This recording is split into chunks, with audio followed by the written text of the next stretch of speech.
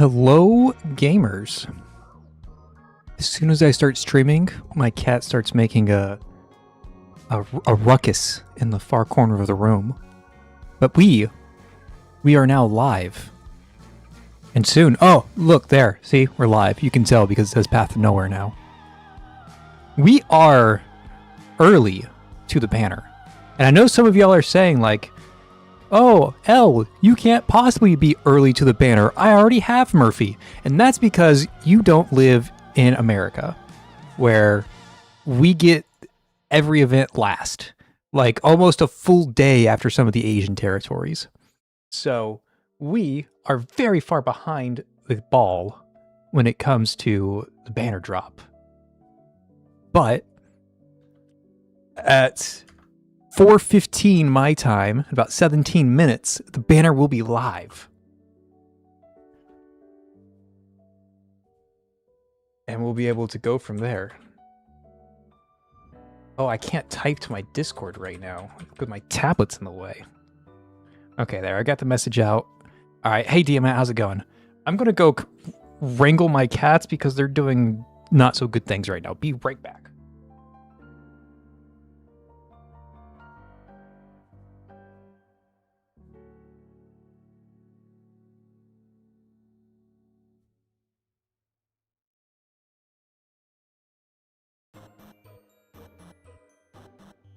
Okay, cats have been wrangled. Hey, how's it going, Odomir? Playing 1.0 of Power World. Oh, that finally released? I mean, I saw that was getting 1.0. I didn't know the exact date to it, though.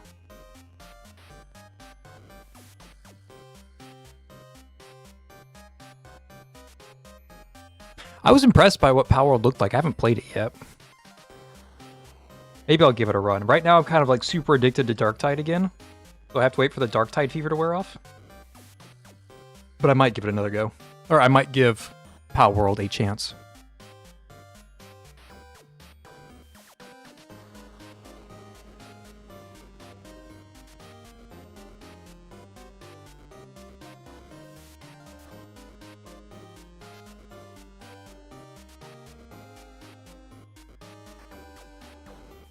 Okay. So no event. The event is not even live in my region right now, let alone the actual banner. In fact, oh, I may be super early. Do like daylight savings times happen?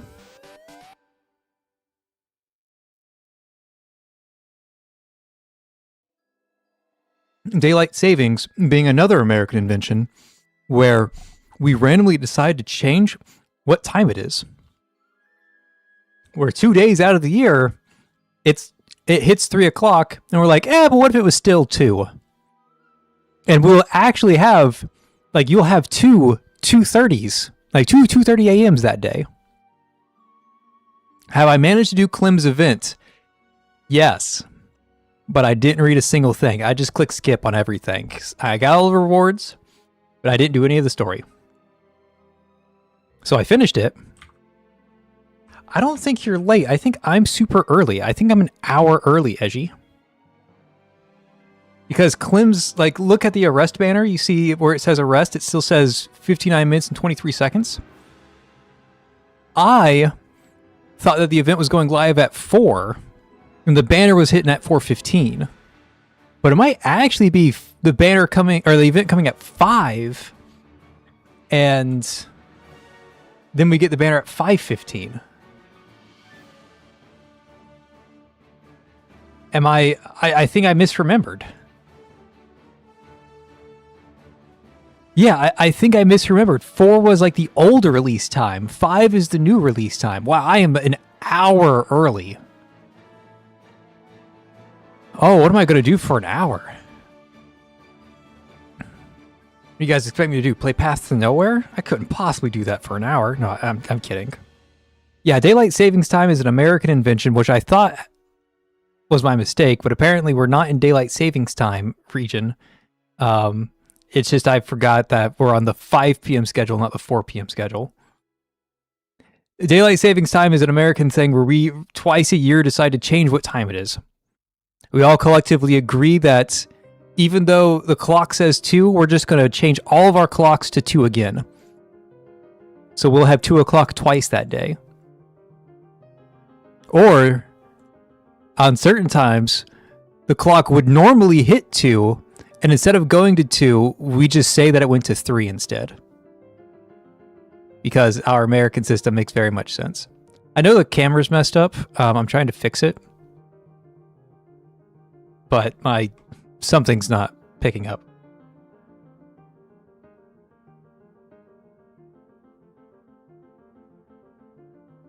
Hold.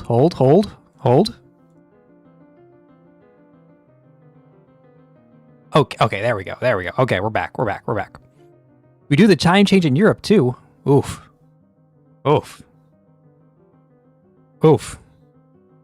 Yeah, daylight savings time sucks.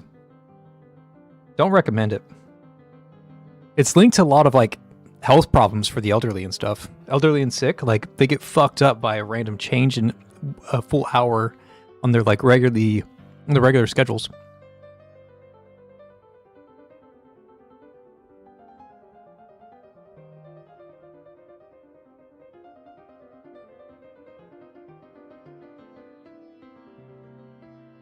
Okay. So I'm early.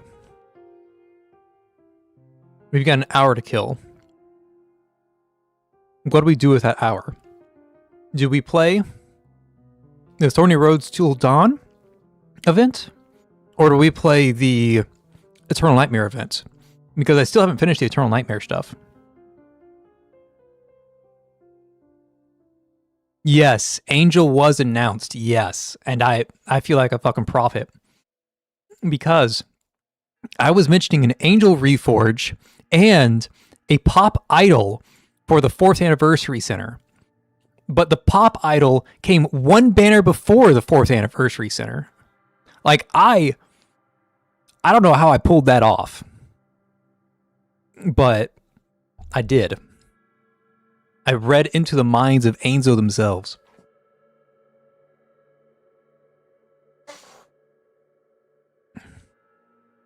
Which, to be honest, I'm not really that excited about the Pop's Idol Center. I imagine she's going to sell like hotcakes because people love Pop Idols. But I don't know. Just seemed a little not my style.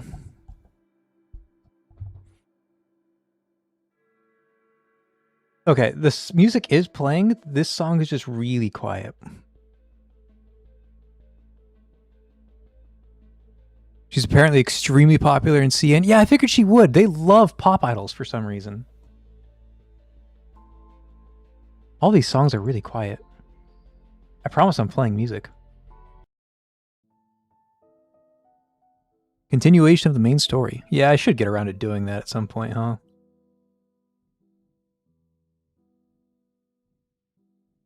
Let me spend my stamina so I'm not capped.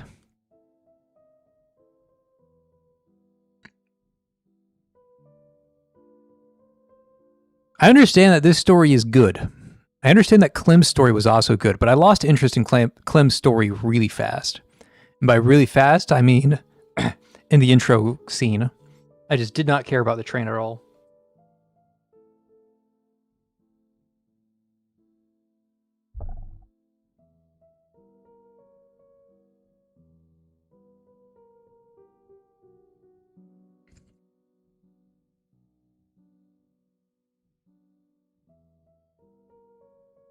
Koklik Reforge is huge, but I'm more excited for Raven, Irene, and Angel myself. Those are my 3 that I'm looking forward to. And of course, Shalom. I would delete half of my roster if I got Shalom Reforge. I think that was the only way to do it. I would delete half my roster to get Shalom Reforge.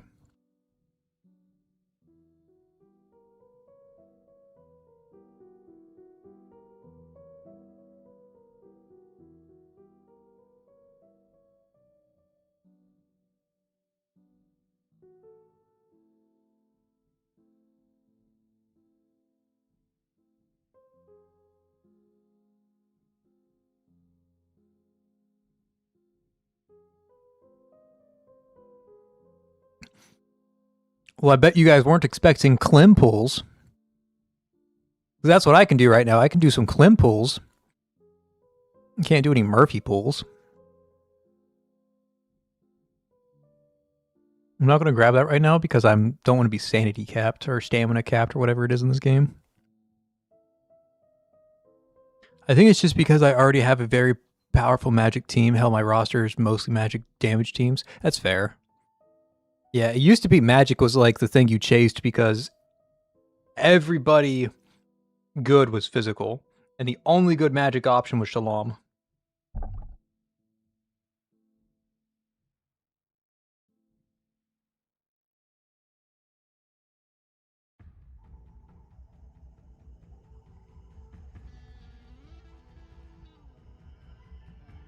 Yeah, Odemir, I think the more correct way to say it is that I was never interested in Klim in the first place.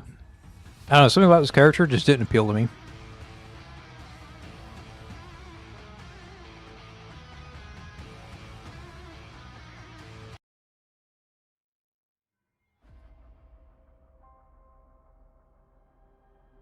Klim is not my cup of tea.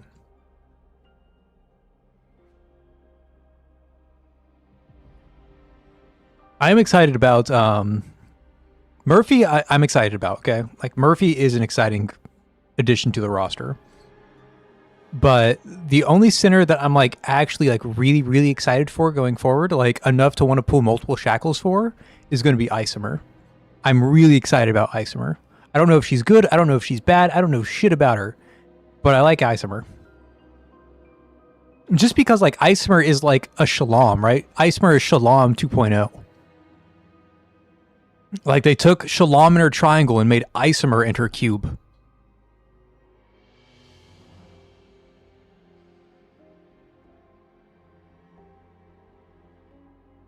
Hey Ash, how's it going? Yeah, today is the day for Murphy. If I wait an hour. I'm an hour early on accident, so I can do some Klim pulls right now, but no Murphy in sight right now. And yeah, Celine and Isomer are a month from today. Hope we get more centers that are actually on the villain side. Hey, that's a good idea. I mean, we have more. We have Shin. We have evil centers. We have Cabernet, right? Cabernet's evil as fuck.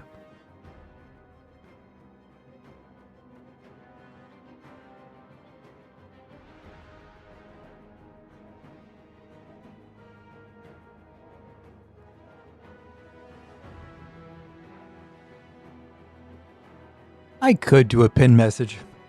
I don't think it's all that necessary, mainly because I don't know how to do it. Nobody reads chat anyways. Hi, wow, I'm always in awe of how pretty the designs are in this game. I agree. The designs in this game are pretty. Although I will say that I'm a fan of like the year 2 and 3 designs. These year 4 designs are a bit too...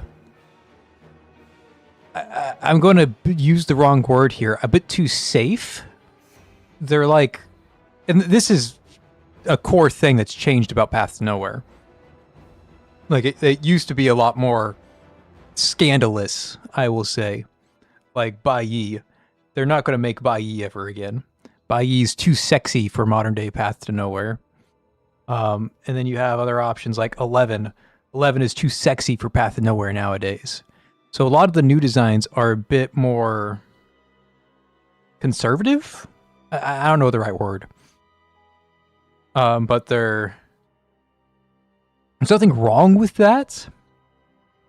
And I would definitely prefer this over just like full ooga booga, like fan service kind of deal.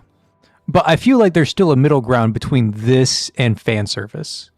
But we're getting more and more of this rather than like, you know, a more laid back design. Like look at Seto. I think Seto's a great example. Where's Seto at? Like Seto is not just like fan service, but she's also not like dressed full head to toe. And I really appreciate that about Seto. And like Amy is saying, Millie is already a pop idol, and I like Millie's design. Like this is beautiful. It's not fan servicey, but it's, you know, it's done classily. But now this next upcoming pop idol that we have she's like in a full suit, head to toe, not a peep of skin showing unless it's like chin and above. So I feel like there's a middle ground that Path Nowhere is missing out on right now. I mean, like, Cabernet might be an example of too far, right? Like, I can see why they're pulling back on Cabernet style, right? This is a little extreme, even for Path to Nowhere. Not extreme, but a little on the fence for Path to Nowhere, I should say. But we don't need to have, like, a... I've already made the point. Like, not every center has to look like Jishuan or Lichen or just any of these other, like... I don't know, full head to toe, no personality kind of attire. Like this is awesome.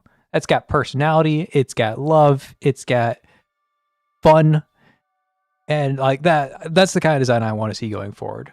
I don't want to see Jishuan. I don't want to see this new Pop Idol Center. It's just too safe for me. They did get stricken with censorship and had to censor their center sprites in CN. Yeah, I feel like that too. Like I understand that happened, and I know why they're doing it going forward. But even with the censorship, I feel like there should be something that they can, like a middle ground they can come to.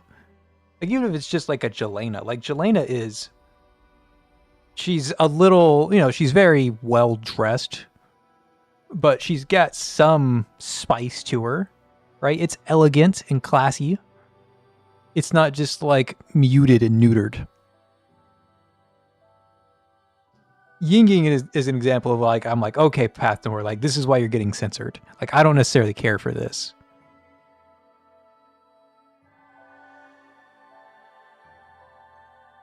But I don't know, that's just me. That's just me, right? I've got my taste.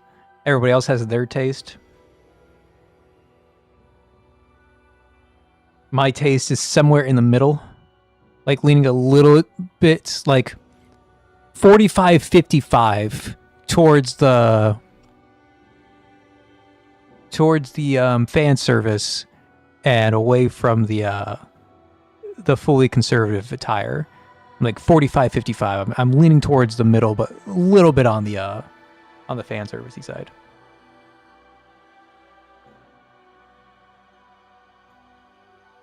Like, that's an excellent skin. That's an excellent base art. Like, incredible design. Love it. The pirate and this new general outfit. Oh, the new general outfit's okay. It's still a little conservative for me. I'm losing the thread here. What about Jasmine? Jasmine's cool. I got her new cat skin. I don't like the cat skin, but I do really love the, like, flowing attire that her new skin has. Jasmine's alright. I like Jasmine. Her pose is a little weird in her P2 art, or sorry, her P3 art. Like I don't know what this flamingo pose is, but it's a little weird to me. She looks like really stiff, even though she's supposed to be like this flowing, elegant circus performer. And like they kind of captured the flowing, elegant circus performer here. They just made it too stiff here. And I don't exactly know how to describe it other than stiff. But that stiffness is solved in her skin. And I really like that. Like this has the slinky sort of circus performer vibe to it.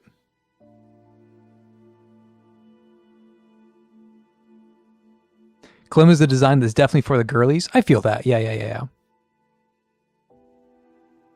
Yeah, and that's why I can't say too much, right? Because like not every center is going to be made for me. Like I understand that Klim's it's like the people who like Klim are the same people who really like Zoya, right? And that's okay, right? Not every center is going to be designed for me. The same people are probably interested in Darren, right? It's just kind of the vibe that they have. And that's fine. Yeah, Sean, there you go. That's another one. Not every center is going to be like a Stargazer. We changed the Stargazer skin. Not every center is going to be a Stargazer. Or a 11 over here. But that's alright. That's fine, That's how the game works. And of course, not every center... we can only have so many centers as attractive as Rust.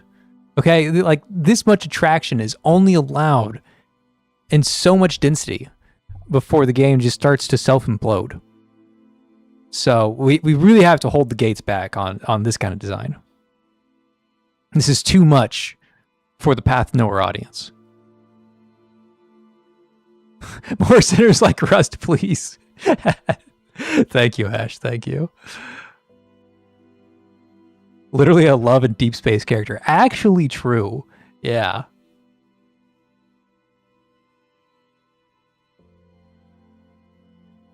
It's incredible that they cooked so hard with Rust and they fumbled Demon so hard.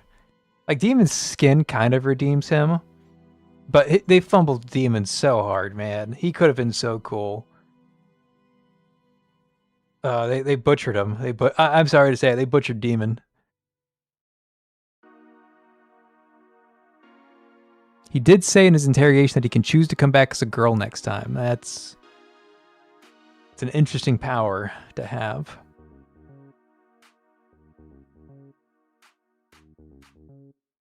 I don't know. Again, I'm a big fan of Augustus. I like this uniform.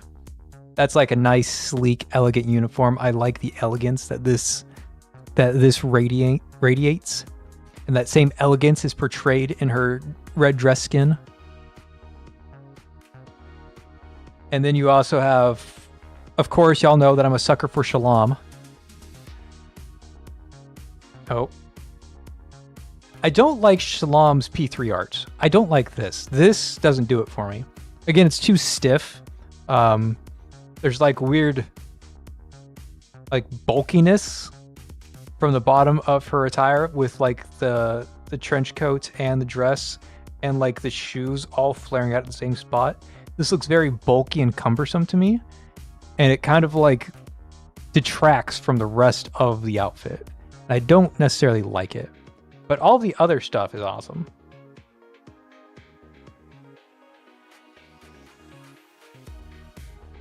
Like all three of these skins are peak Path Nowhere designs. Like incredible skin, incredible skin, incredible skin. Just 10 out of 10 across the board on the Shalom skins.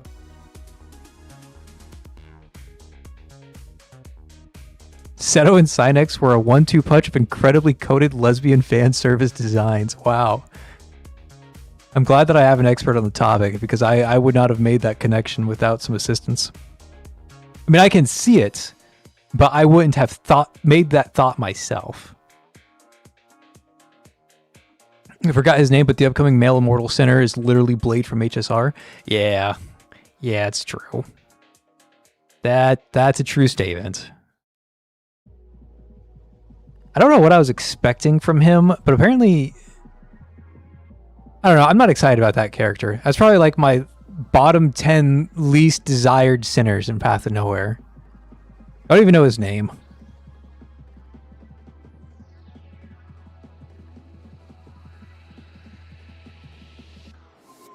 I like the P3 of Shalom, I'm assuming. I don't mind it, but I have no regrets getting the Night Tide one. That looks amazing.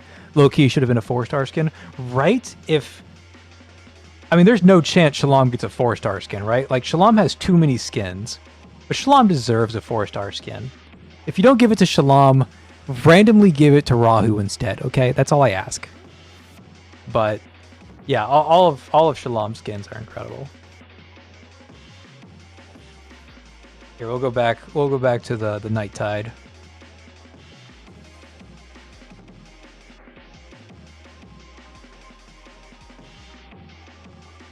Oh, and of course, Angel Dress. You know, apparently I have a thing for sinners that have like a full head-to-toe attire and then randomly come out with a dress. If you have a head-to-toe attire and then come out with a dress, you're one of my favorite sinners. That's just how it works.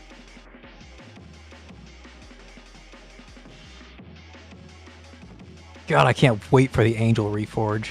I don't even know what they're doing with Angel, but I'm excited that Angel Reforge is coming.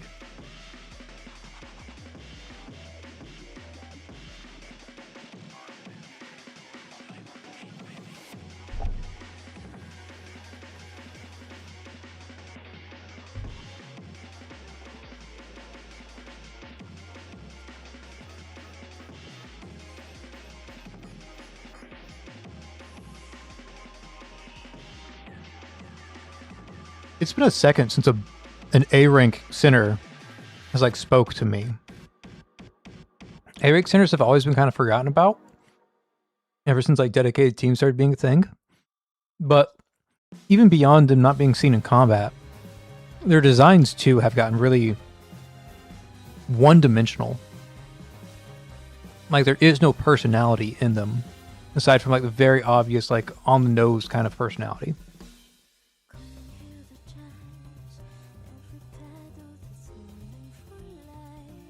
Like you'd think Luminita would have a lot of personality, but she doesn't. She's very like shallow with her character. There's no fun or depth to be had here. You're not going to find a complex story or motivations or background or anything. Like they're just making really stale A ranks lately. I mean, this one is literally just Lara Croft. It's literally just Tomb Raider. Yeah, and Singlinde, even then, like, Singlinde is very one-dimensional in personality, right? She's just like, I am a secretary for the most powerful army on this city. And it's just, you know, she doesn't have any personality or depth to her. I wish she did. I wish she had like an origin or some heartache or like something to care about or some like she's fighting for this but she secretly wants this instead, like something to give her a personality. Oh, Ark had a personality. I'll give you that. Ark, she had a whole side story in the Seto event, and Ark has a really nice personality. That was cool to see. Ark is a well-designed A-rank center. I'll give him that. Ark was good. Sean was incredible. Sean is an incredibly well-designed A-rank character. Sean has depth, she has voice, she has like a perfect A-rank center. And then you get to like Woohoo Hanzi. And like, who cares? Who cares about Woohoo Hanzi? I'm sorry, if you care about Woohoo Hanzi, it's not because of her story. Not because of her as a character, it's her design or some other thing.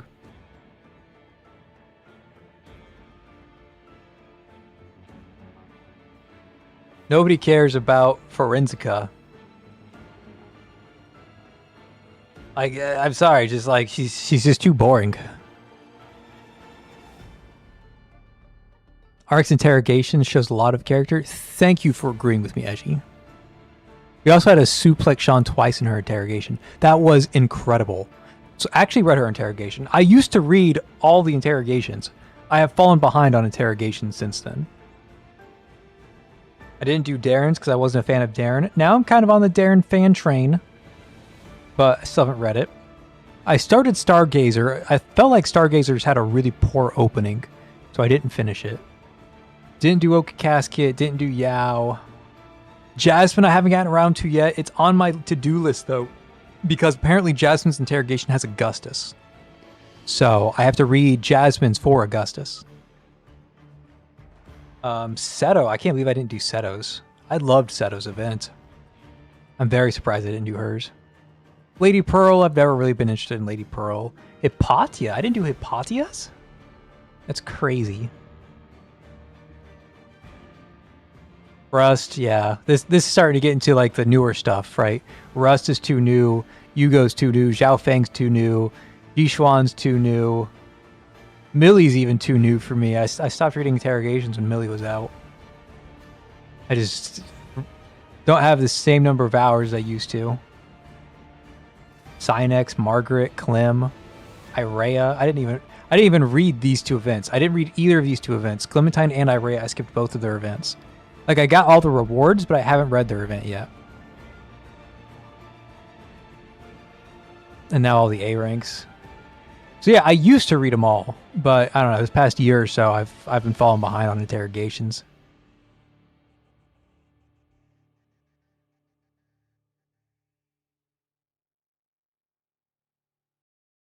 The Augustus interrogation? So when we say Augustus interrogation, we mean the Jasmine one, right? As far as I know, Augustus... Oh wait, no, Augustus does have one. I finished Augustus's. And I know how Augustus's ends. And they added a lot of like depth to Augustus's character in her interrogation, and that was really nice to see. When we're talking about length, we mean Jasmine's, right? Jasmine's is the super long one. Because as far as I recall, Augustus's wasn't actually that long. Maybe it was. Maybe I was just enjoying the Augustus interrogation so much that I forgot it was so long. But I heard Jasmine's was really long, like basically its own event.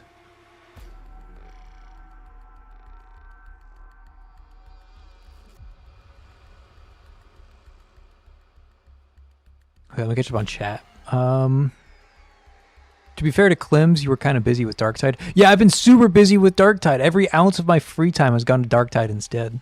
Because Skitarii released recently. So, for those of you who don't know, and I'm sure you guys have like seen a stream title or the single upload that I did for Darktide.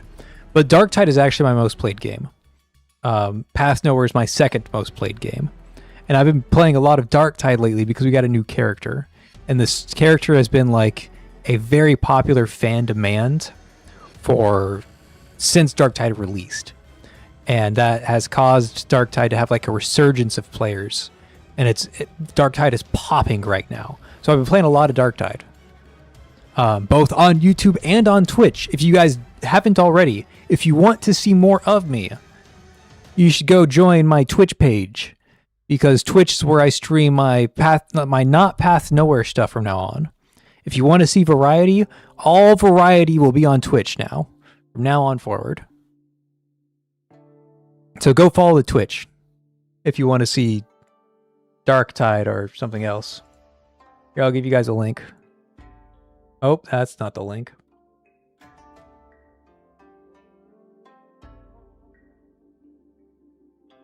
All right, if you want to see not Path Nowhere stuff, go follow me on Twitch.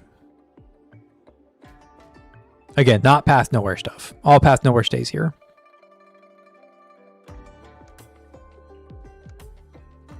Oh, so if you didn't get to play a character's event, you can go back and read it later. That would be great for newer players. Yes, you can go back and read stories if you have at least skipped it. Right? So like if you fully read it, I can go back and read any part of Infrastory now. Because I did read it initially. But on the more recent events,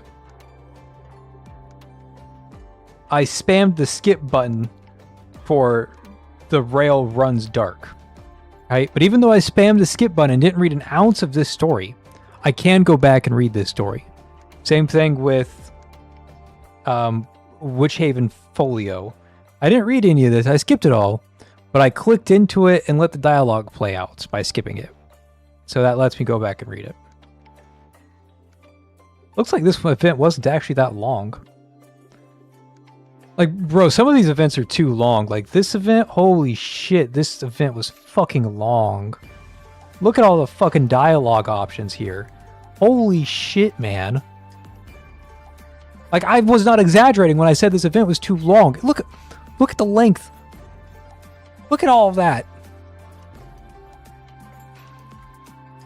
Now compare that to like Klim's event. Klim's is just like done. It's so short comparatively. And this is the reason why I was putting off Klim's event, by the way. Like I was putting it off for so long until like I literally ran out of time. Because I didn't want to sit through all of this. Path Nowhere has been doing this thing where it makes its stories too damn long. And it's scaring me away from even starting some of the stories. Like, if I knew it was going to be this short, I would have started this much earlier, and I've actually read and finished it. But I didn't know it was going to be short enough for me to actually read. Like, this event was a little long. Oh, I guess not. It's super short, too. I take it back. This event was super short.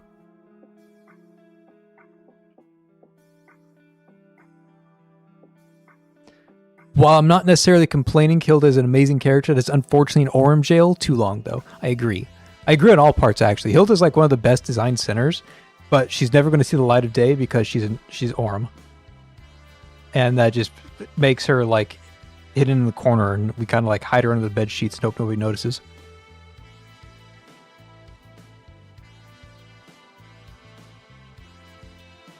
I had to do that on the very last of Klim's event. I had 30 minutes left on it and was about to pass out. Yeah, that's what I was like. I told myself I was going to do it over the weekend. I never did.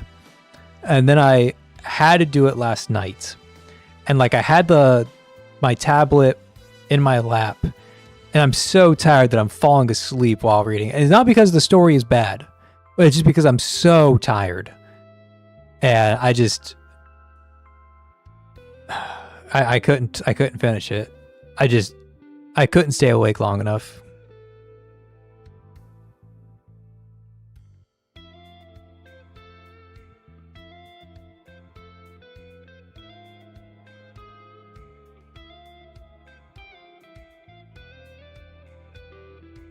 The last few events, I felt like someone actually edited them and cut the filler. That's good to hear. Because again, I've been kind of like, I haven't skipped all of the new events, but I've been skipping some stories lately. And mainly because I'm scared to read all the filler. Because the events that burned me were just too long. But if they have been going back and cutting the filler and like making the story more dense and more rich, that's what I care about. I don't care about the length of the story. I care about how dense and rich the story is. Your event could be 10 minutes long, but if it's rich, I will like it. But if it's 10 hours long and I feel like there's 5 hours of filler, I will not read it again. I will not read the next event. If we have a 10-hour long event that's 5 hours of filler, I won't read the next one.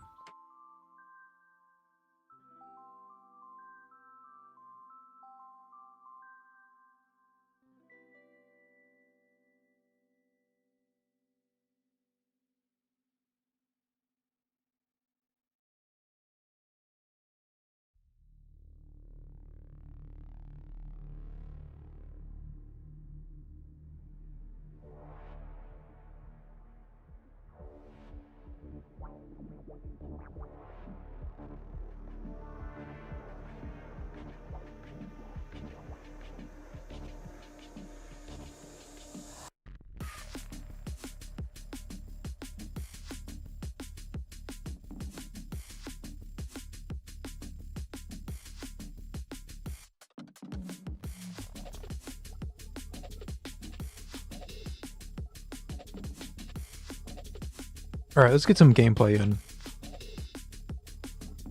Let's try to make a devil work.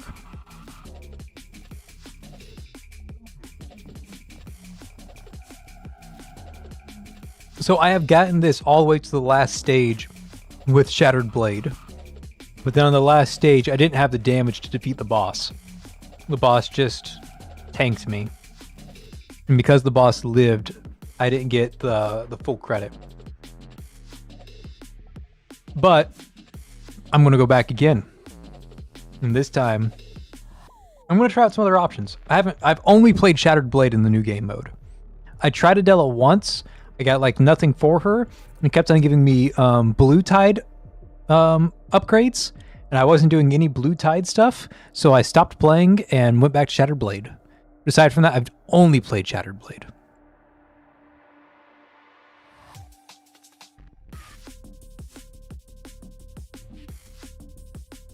Oh, I gotta turn it off. See, you know I was speedrunning the story because my game was in ×3 speed.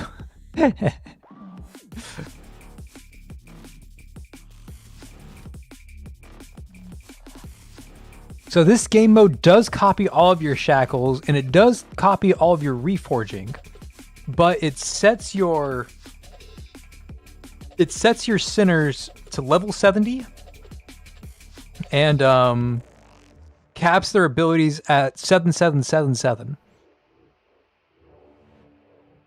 And to get your abilities back up to level 10, your sinners have to be upgraded to level 90 in the game mode. That's fact and knowledge for you guys.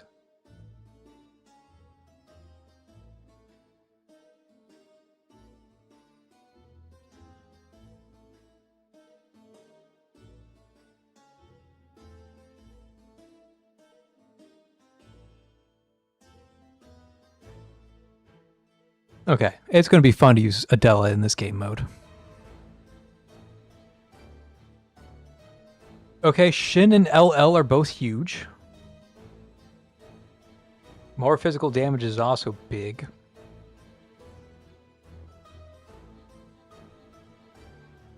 Year 1 perishing star. No thanks. Do I want both of them? Shin and LL? Probably, right? Let's do it.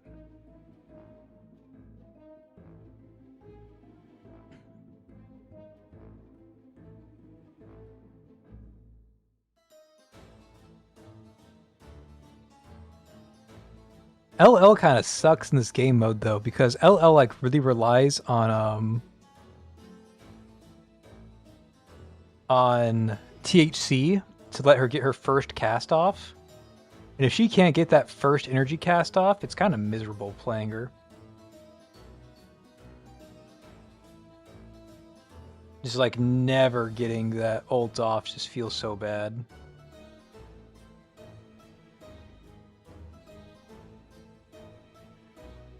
Getting it off so late even.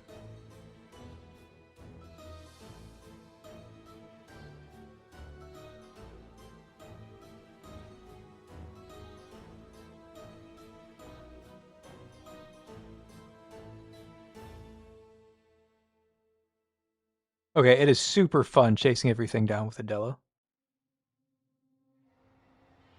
Oh, LL finally useful now that the battle's already over? Yeah, see, that's the problem when LL doesn't have THC. She just never gets to cast her ultimate. And the whole point of her is that she's supposed to cast her ultimate early.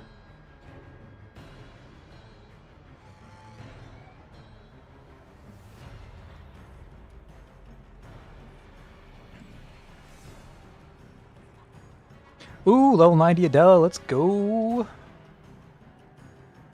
Increases normal attack damage. I don't really do that much normal attacking, but sure.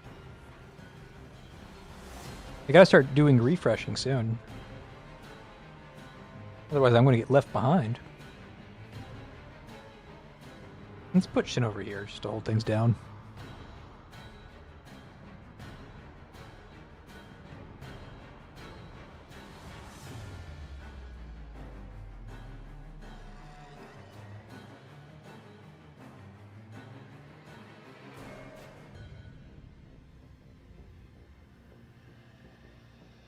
Oh, she hit the wrong target. So she didn't get the reset. That was my one mistake I'm allowed to make.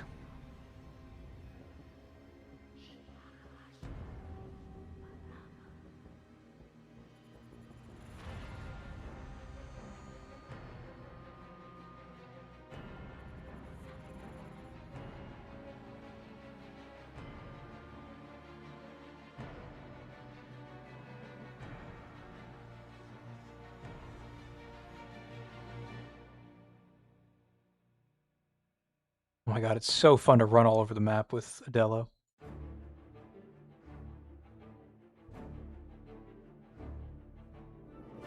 It's so fun, man. He's so good.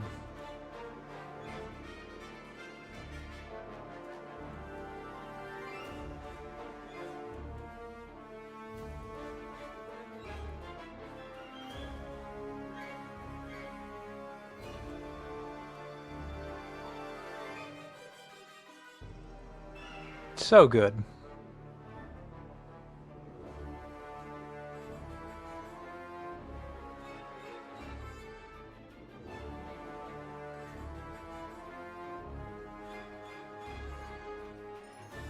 Adela with her unique, unending gameplay loop.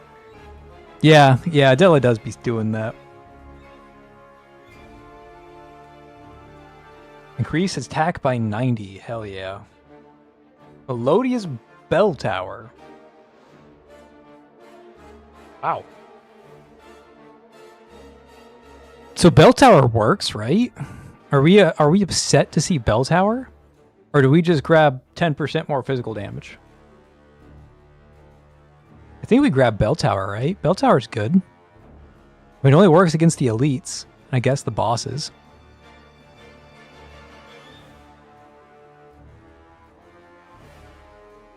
Sounds good. I don't know if it is, though. I mean, it's most of the stage, 30 seconds. These stages aren't that long. Let's try it.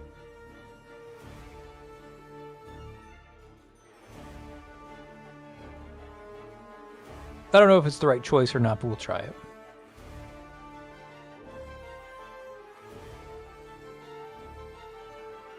Okay, we grab this to do more damage to the elite. And we barely do enough damage to the elite, so I guess it was worth it.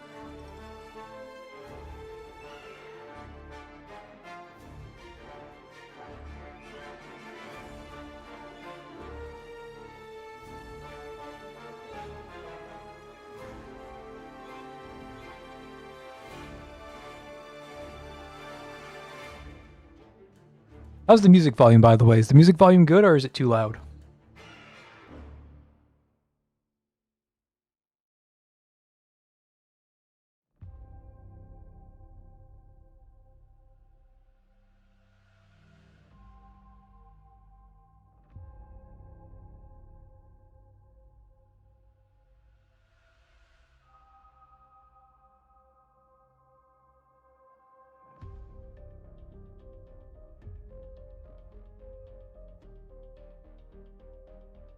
Oh my god, it's so fun, but it's also like really distracting to just be spamming the button over and over again. Like the only thing I can focus on is looking at low health bars.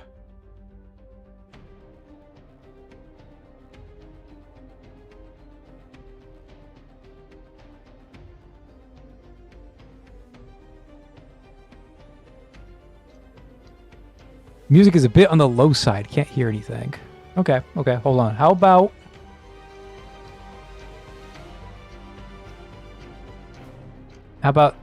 that? That is significantly louder. Can you guys hear that?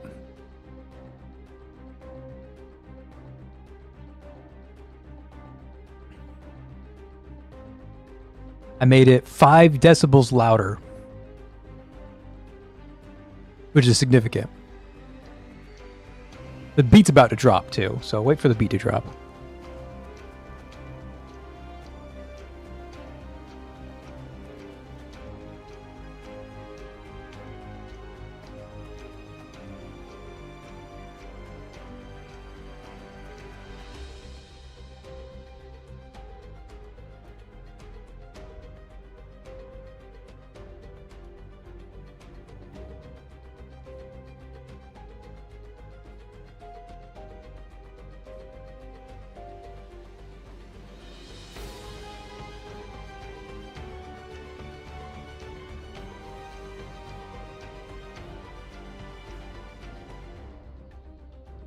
I'm too poor.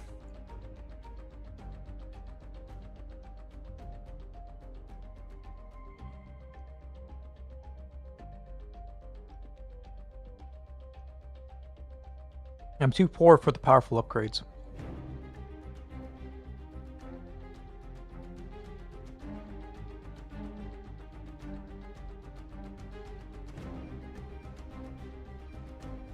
Yo, how is it so fun to just mash Adela this fast? Like, what did they do to this character to make that so satisfying?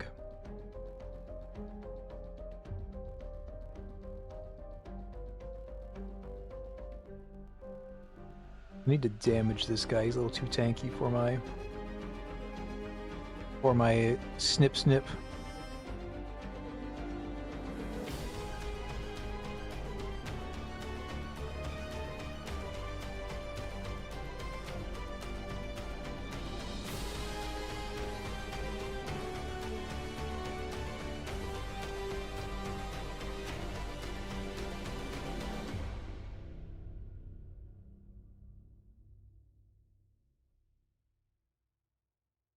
It's so fun, man. And this is illegal.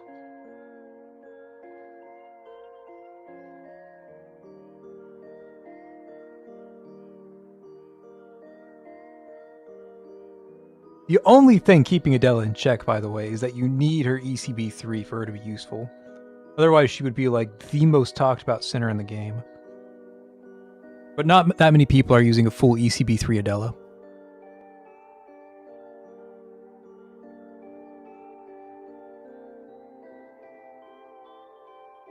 Okay, I will buy the Rahu. I'm going to refresh for Adela. I say that and I get a Rahu. You know what? I'll fully invest in my Rahu. And then I will save for hopefully an Adela. We have 10 minutes until the event goes live. And we probably have another 15-minute wait until the banner is live.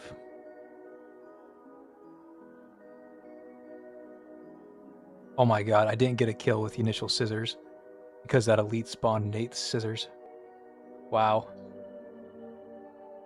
That's so tragic. Such a dumb way to, like, lose some early momentum. Oh my god. Is there a reset button? There is a restart. Holy shit. I got trolled by the elite spawning, and then I got trolled by Rahu stealing the kill. That was insanely unlucky.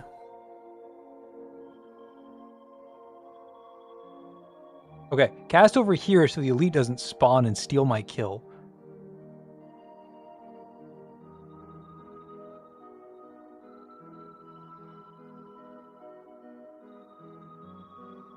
Don't cast because Rahu's going to kill it instead of me. I missed a kill there? Crazy.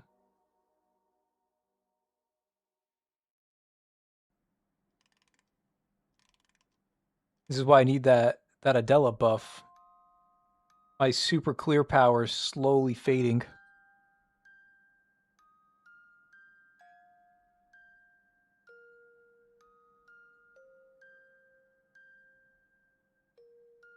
Oh, it happened again. Rahu, stop stealing kills. I can't play this game if you're stealing all my kills. You're too powerful now, Rahu. I shouldn't have upgraded you. I apologize.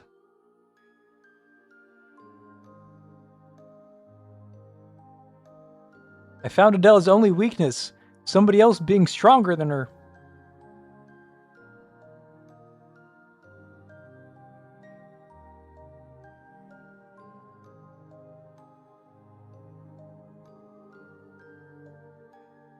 Wow, that's kind of fucked up.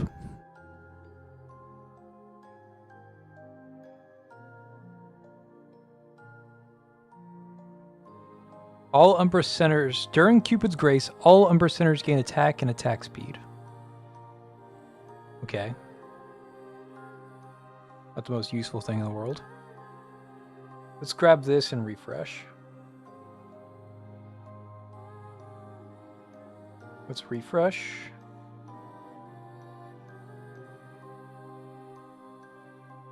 Grab more physical damage and then click refresh. A lot of true damage stuff, don't really care. Red Tide Adela, hell yeah. Normal attack damage, crit rate, and attack speed increases by 20%. Let's fucking go.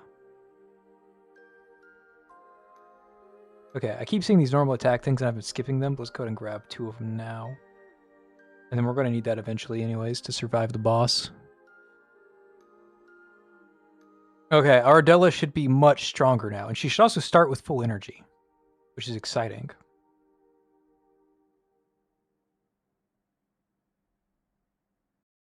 Don't attack because Rahu will get the killing blow, yeah. Crazy, we have to, like, neuter our own damage.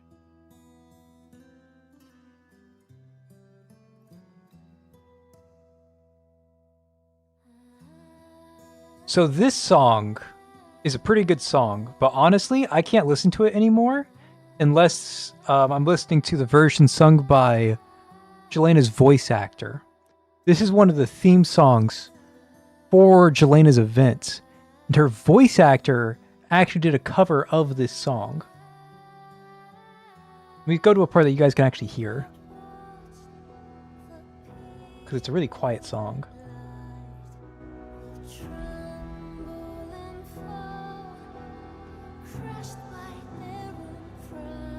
Yeah, if you guys haven't watched already, I highly recommend going to Jelena's voice actor's cover of this song. She did a phenomenal job.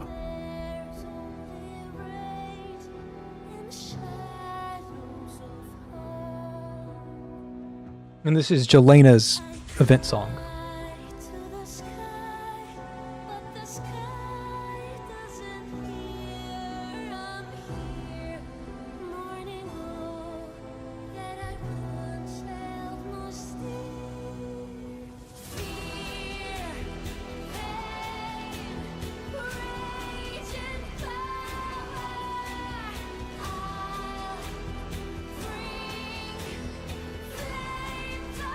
The song name is Wash Your Sins Away.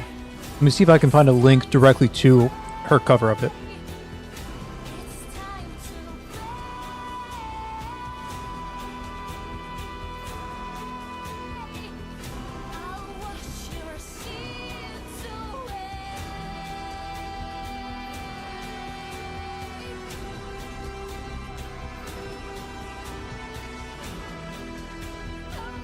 I can't tell. I don't think that's it. Let me click onto a video and click and mute it. No, this is it. Yeah, this is the video. Here, I will plug the link. Go give that video a watch. Phenomenal job by Jelena's voice actors.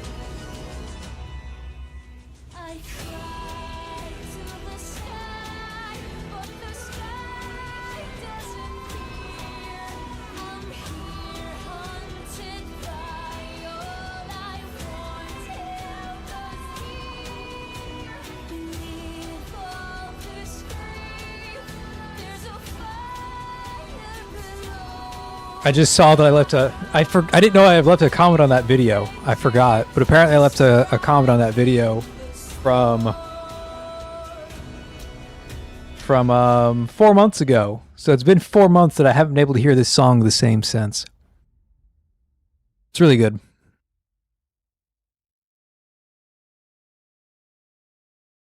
Okay, let me turn the music down just a little bit after that song. Just a wee bit. And we'll check to see how it performs with this Floor Unfurl song.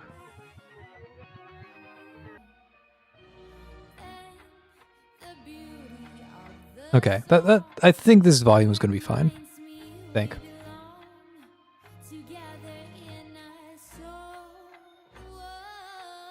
I need more damage. There we go. Now I can start crack-a-lackin'.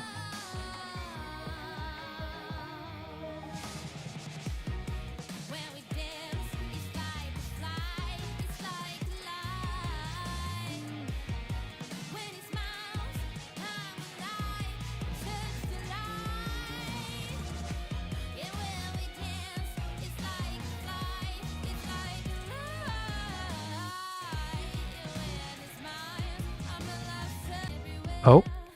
Oh, oh, oh, oh, oh, oh, oh. Stream crashed momentarily, but we are back. I don't know what happened there. My OBS just crashed on me. OBS is the software I used to stream on. It just decided it didn't want to live anymore.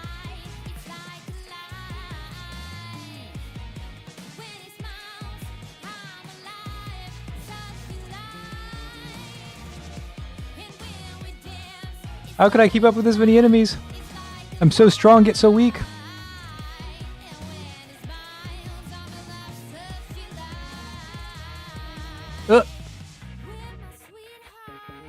Yeah, there was a hiccup, for sure. Yeah, my OBS disconnected entirely. Unexpected, but I guess it happens. Okay, we get a Jelena buff. We get an LL buff. All sinners gain 5 energy. Sinners with Manti gain 5% attack every 5 seconds, stacking it 5 times. It's really slow, actually. I'm not sure if that's worth it compared to just, say, like, more physical damage. Like, honestly. Like, I think just doing that is better. We'll refresh the shop. Get a Shin buff. Oh, these are all so good. I'm out of money. I can't afford all of this. I want all 3 of these, though. Oh, they're all so good, but I'll grab the Shin buff. Okay, but we are going to terminate there, or suspend there, I should say. Because we are about to get the event. That's right, we have procrastinated for a full hour. We're an hour and 1 minute into the stream. And you're about to see the event pop up right here in this corner in about 2 minutes. 2 minutes from now. I can still pull for... I can still pull for Clem for another minute and a half. I'm not going to, but I could if I wanted to. Just so that you guys know how disastrously far behind the American servers are compared to the rest of the world. I still have Clem. Some people have almost... I've read the first third of the Murphy story, and I can still pull Clem.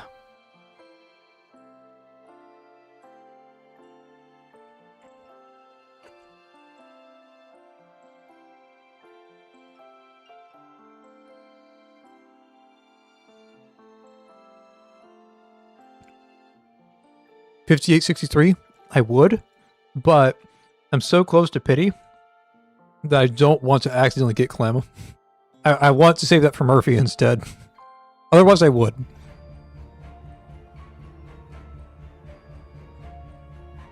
If I wasn't so high on pity, I would.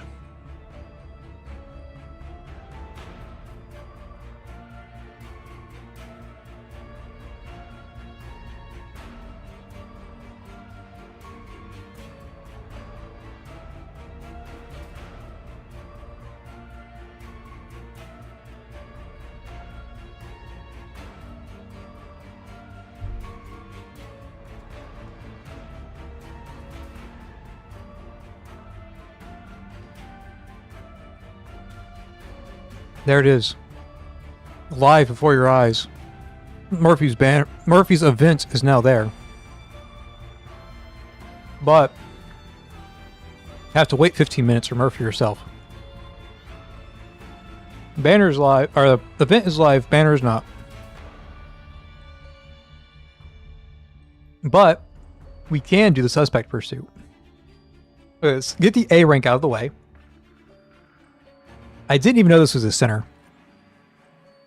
Honestly, I did not know this character was a sinner. Zero clue what she does. Is she a core breaker? Yeah, she's a core breaker. The stasis field.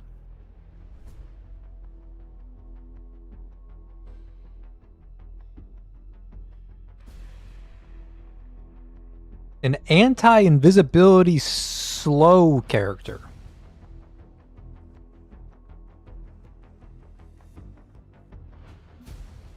The bound state that does not inflict bind. What is this with a bound state that does not inflict bind? That's misleading.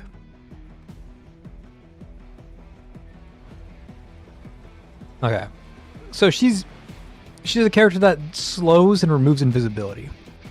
Yeah, data crevice unit. Yeah, I could see that. And there's certain stories, like there's one of story stage that is just invisible enemies. Like, all enemies on that stage are invisible. Hey, Fink Brig, how's it going? Long time no see. Long time no see. Already got S1 Murphy. Good luck with your pools. Ah. My Murphy isn't even live yet. How could the game portray me like this? So she's actually got a lot of utility then. If she has the stasis field, she slows, she reveals invisibility, and she core breaks. In a respectable AoE. Oh, and it lingers. Right.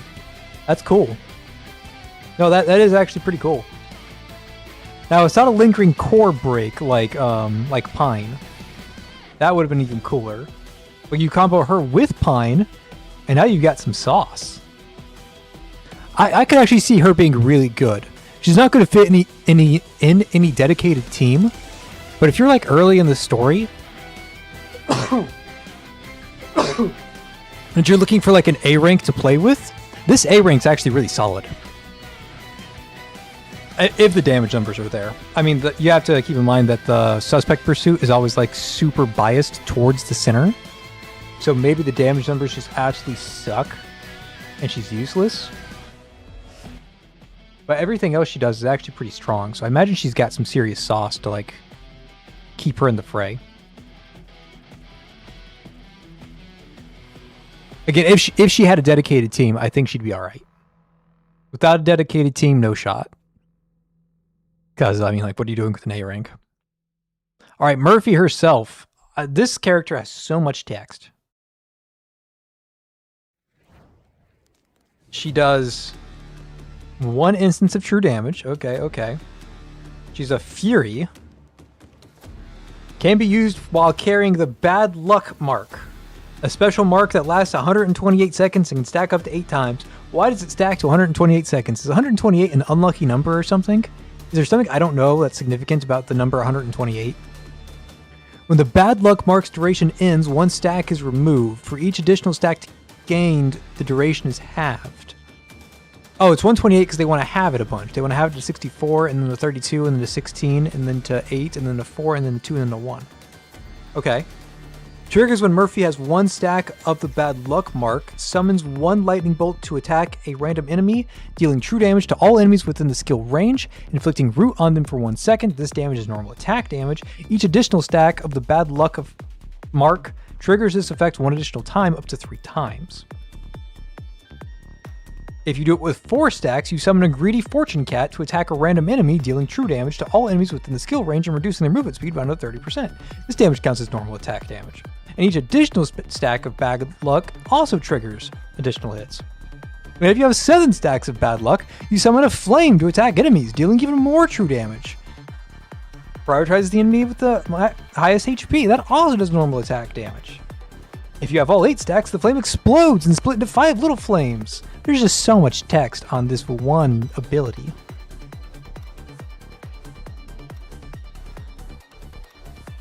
Okay.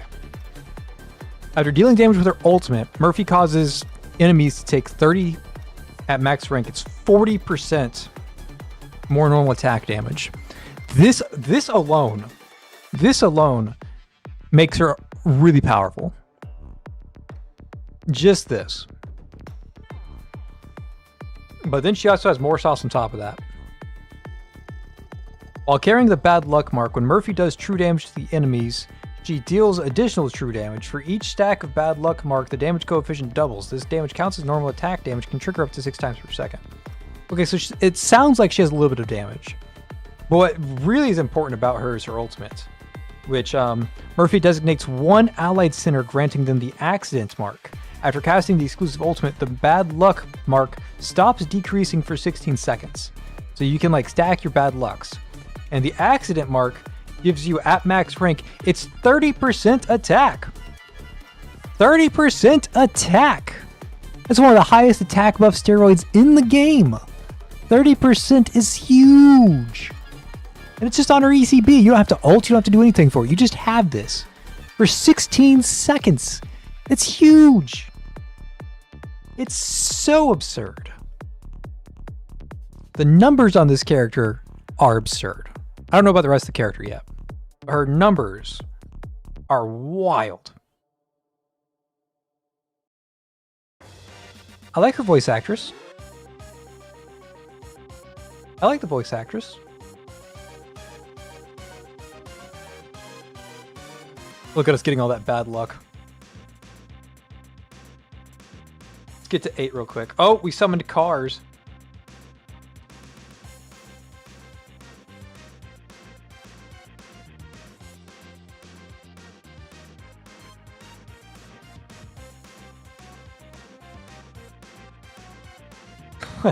What are the random cars? I think everyone's been calling them trucks, actually.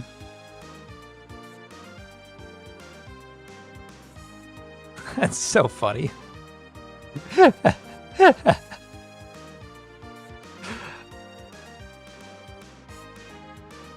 Okay, I'm liking Murphy. I'm liking Murphy a lot.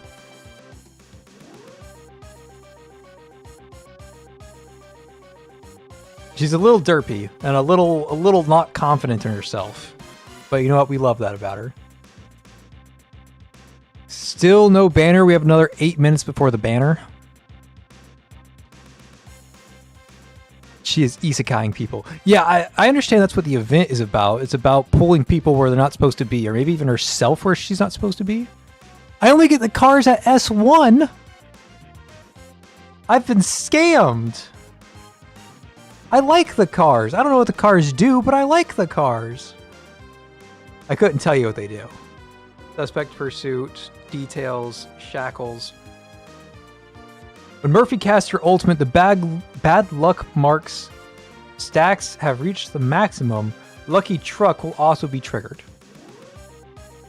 Wait, I was getting random lucky trucks. The trucks were just spawning when I was doing normal attacks. Or am I mistaken there? Was that not happening?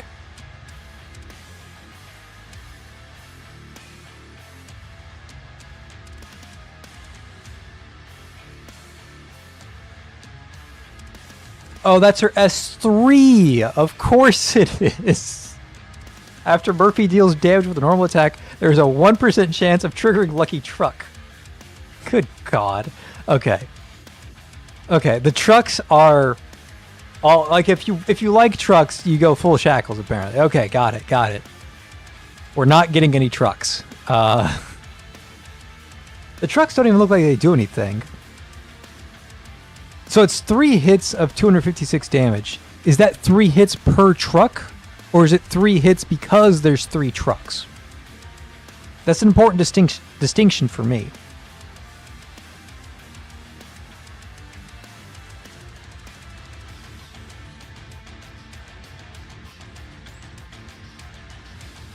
If it's 3 hits per 3 trucks, that's, you know, exponential scaling.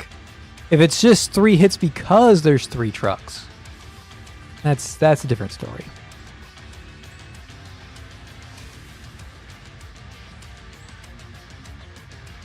Okay, real quick, let's go ahead and process this. Come over here. Now the event is live. We can spend some of the stamina. Yeah, sure, more bone shards.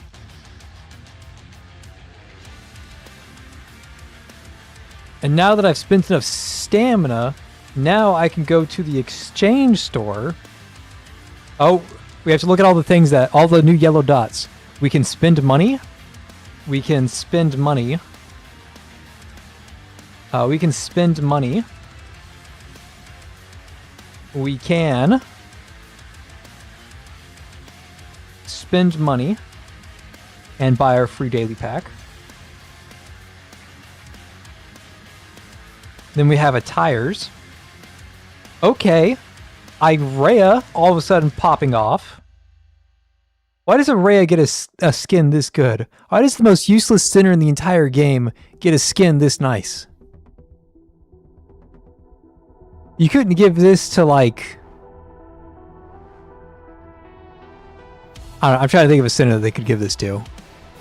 You couldn't give this to another sinner.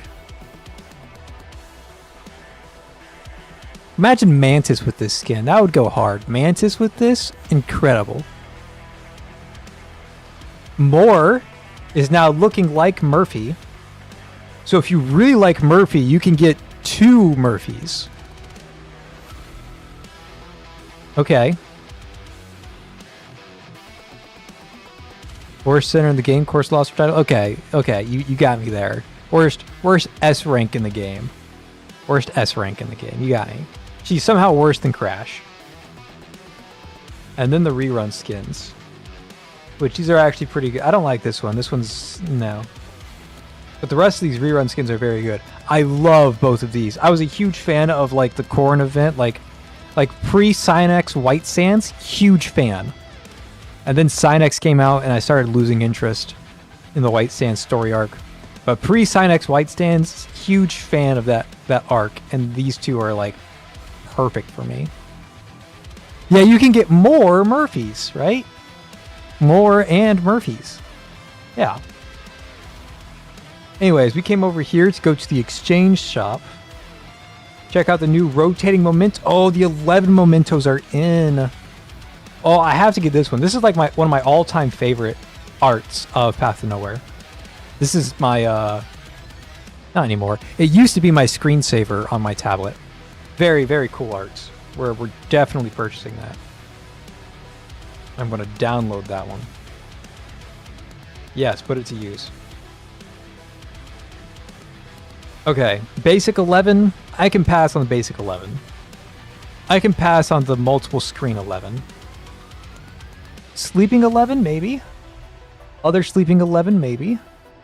11 hugging 11. And that 11's pretty cool. I'm going to get this one. Nope. I'm going to get this one. And then I'm going to spend hypercubes to get 11 hugging 11. Worth it.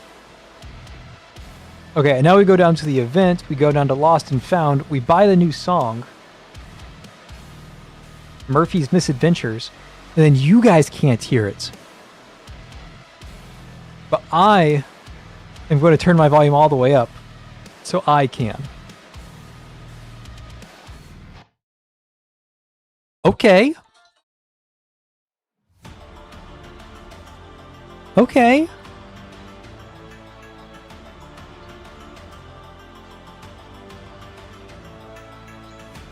It's not bad.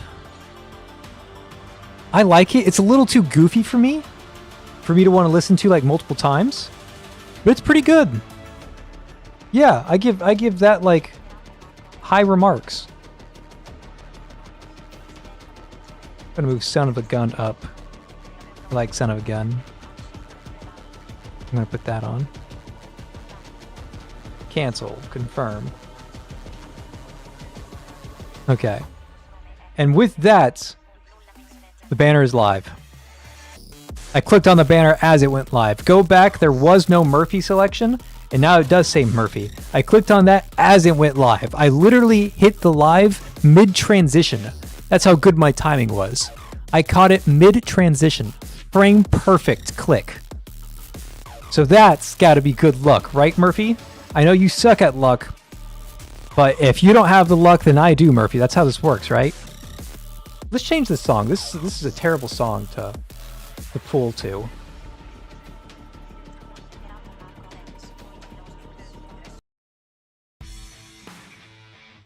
Trying to find a good one.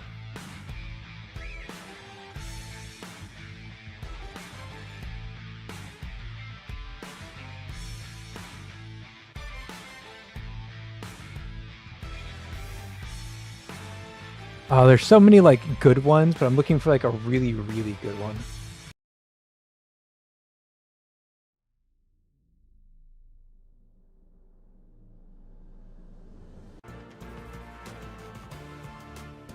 Okay, let's do this one.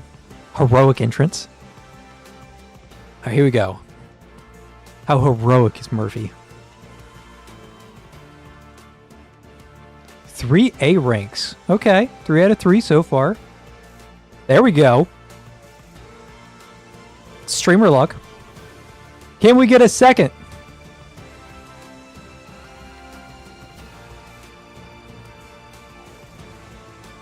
Nope, just the one. Just the one. I have no idea if I'm on guarantee or not. I don't think I'm on guarantee, but maybe I am.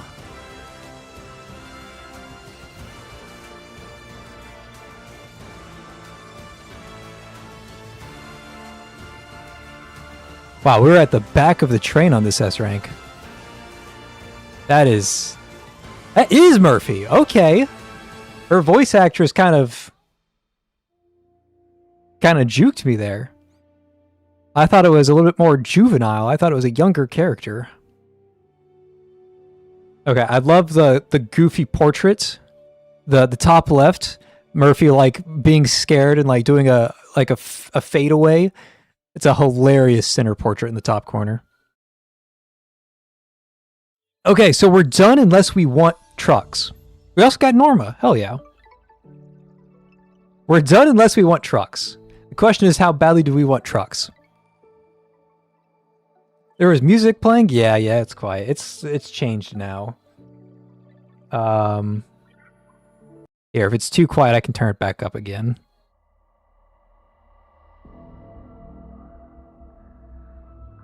I just gotta reshuffle this playlist because it's a really poor set of songs. Here we go. We can go here. Can you guys hear that? That's gonna be loud, right? Okay, let's do 2 singles just to make it from 3 to 5. Let's just get off the number 3.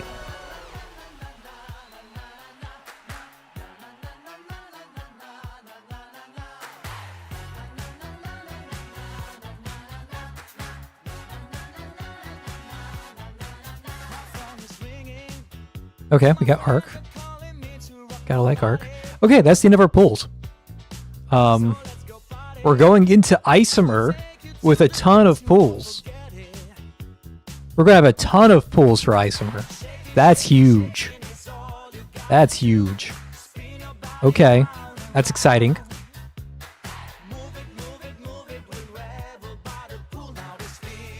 Arc, let's bring you to max. Congratulations, Arc. Norma, welcome to the team. Let's get her all ranked up.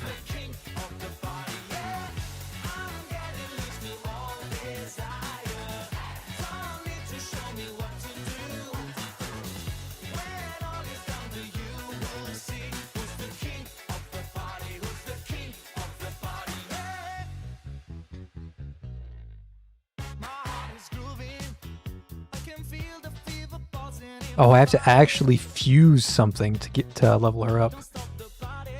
Can't believe this game is making me go through so much effort.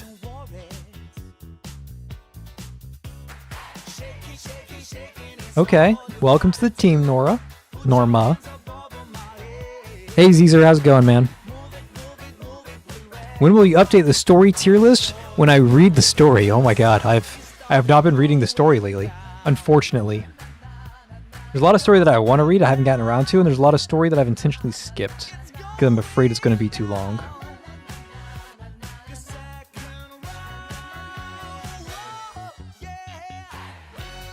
She's a physical damage amper? Wait, hold up. She's got some sauce. Oh, it only works when they exit the invisible state. Okay, so it's not like she makes the boss take more damage or anything. Okay, never mind. She's useless. She only works. Or the damage amp only works against invisible creatures, which makes her scope of use way too limited.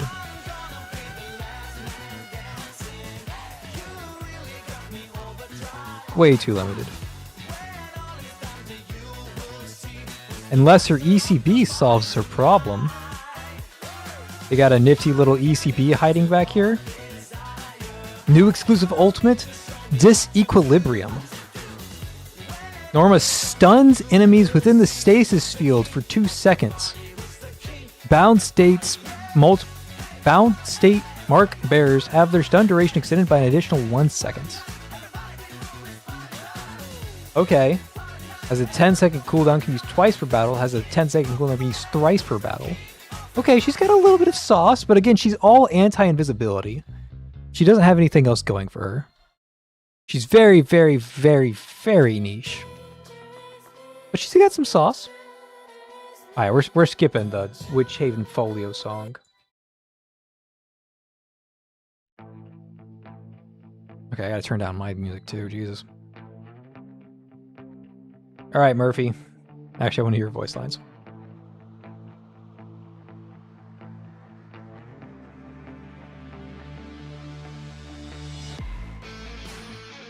Okay, her character is getting a little on the juvenile side for me. Like, her voice is a little baby-y.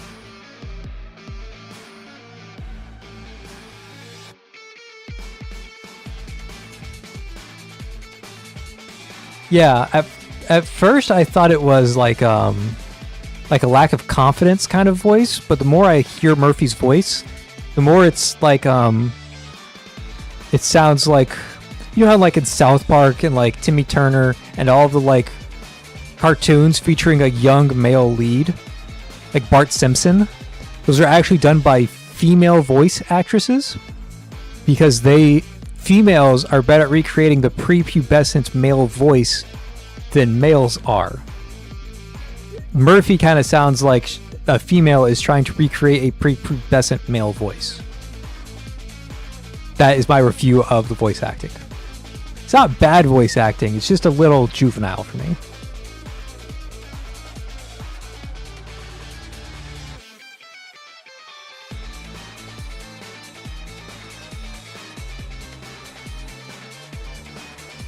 Yeah, Ying Ying's was insufferable. I cannot stand Ying Ying's voice acting. I'm a huge fan of the voice acting in Path Nowhere. I will glaze any voice actress, but I might need to hear Yinging's voice actress voice somebody else and like see if it was just bad directing or something, because that one was a struggle bus.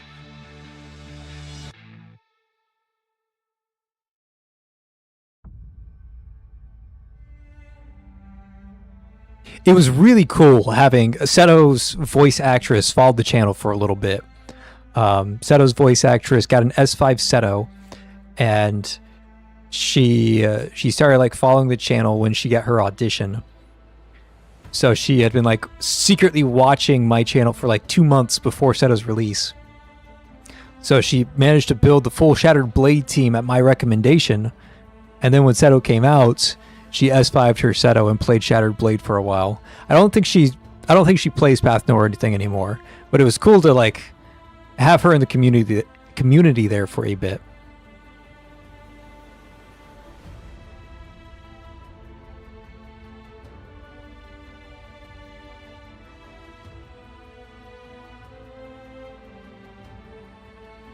I say all that and watch, she's just like actively watching the stream right now, and she's about to type any second and say, "Hi, been a while." I'm kidding, that's not going to happen. I am one of the few which likes Yinging voice acting. Ugh. I'm sorry, Diamant. Your opinion is wrong. I don't normally say that, right? Everybody's entitled to their own opinion, but that opinion is just wrong. Sorry to say it. I have to break the hard truth to you.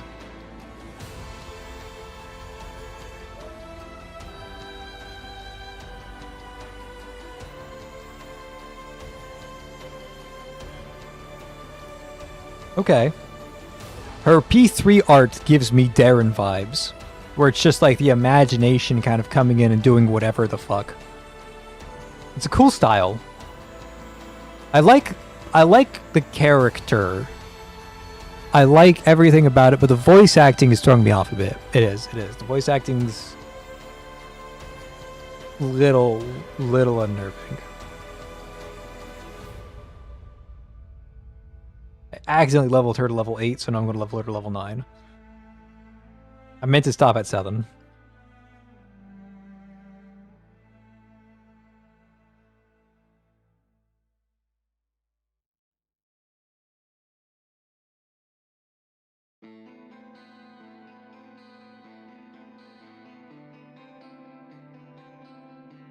Okay, now that I've done all of that, fusion, get me, sure, 22 of these.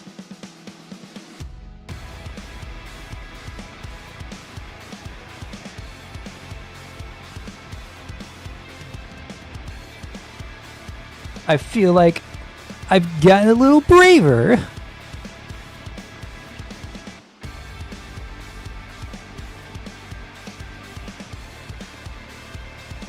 Okay, now we go ahead and do the thing. Boom. The thing has been done.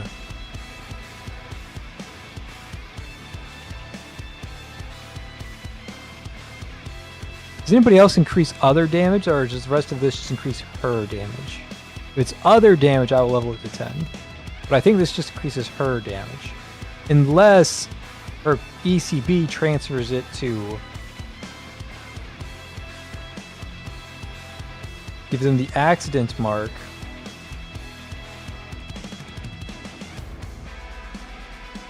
If another allied center carry the accident mark, the trigger condition for surely it can't get worse changes to Murphy, and the accident mark bearer deals true damage to enemies instead.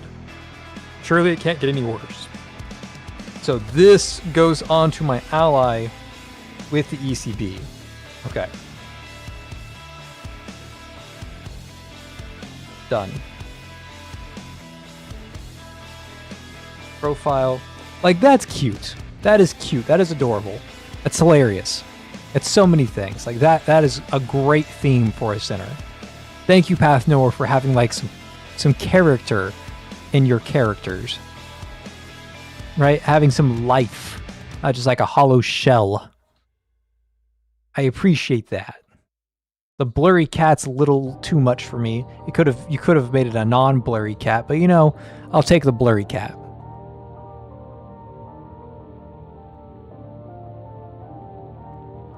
Okay, crime brand, ECB, activate.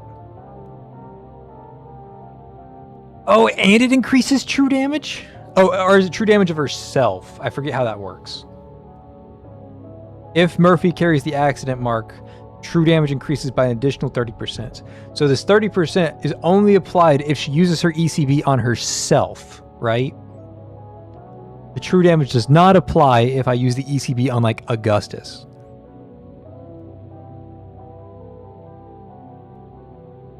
That's a big distinction, because 50% true damage is quite the fucking bit.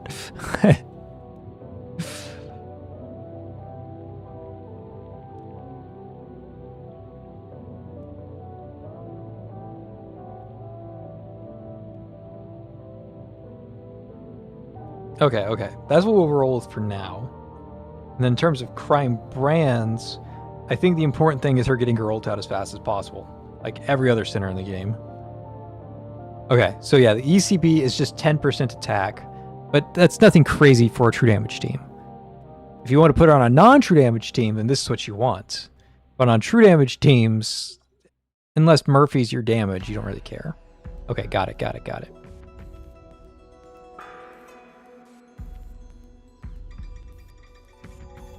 Attack speed increases by 16%. That's a wild mania intensify.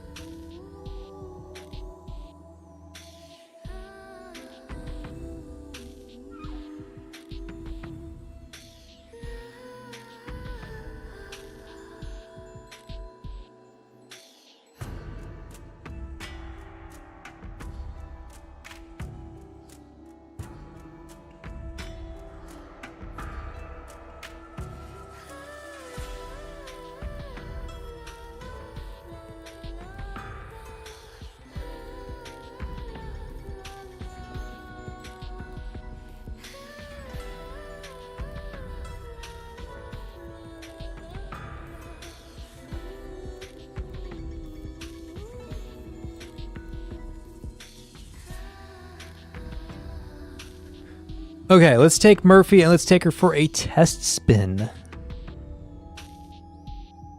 So we already know that this is the true damage season of Dark Zone, and that it's hilariously easy. From the last time I streamed Path to Nowhere, I just speed ran Dark Zone with Shattered Blade. But now we're going to speed run it with Shattered Blade with Murphy, which is going to be an entirely different experience. Except none of these buffs mean anything. None of these mean anything. I guess we take skill damage, even though everybody does normal attack damage. We can do crit rate. Sure, we'll do crit rate.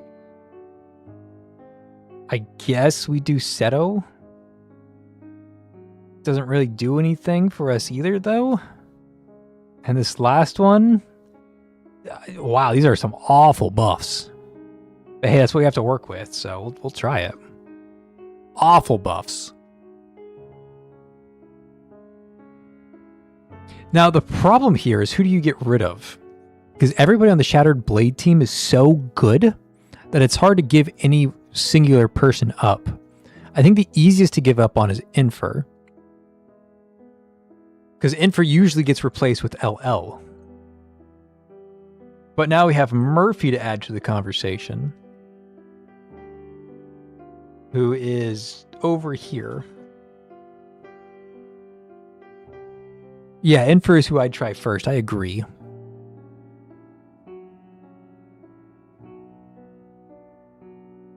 Okay. Slow it down. Nobody has crime brands on. Oops. Short blade, actually. Short blade. Okay, let's go.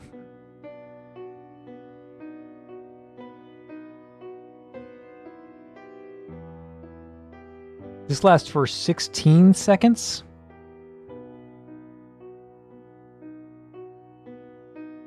Okay, I will wait until Shin is available. No, I'll do it now. Oh, I can't do it now because I get silenced on this spawn. That's right.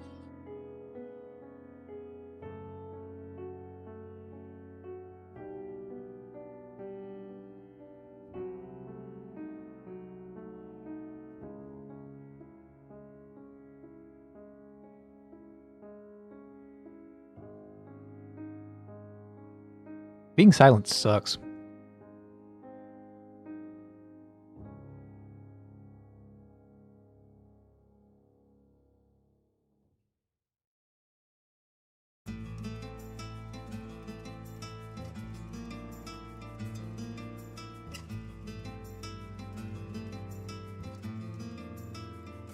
Can I just spam her ultimate? Does that do anything for us?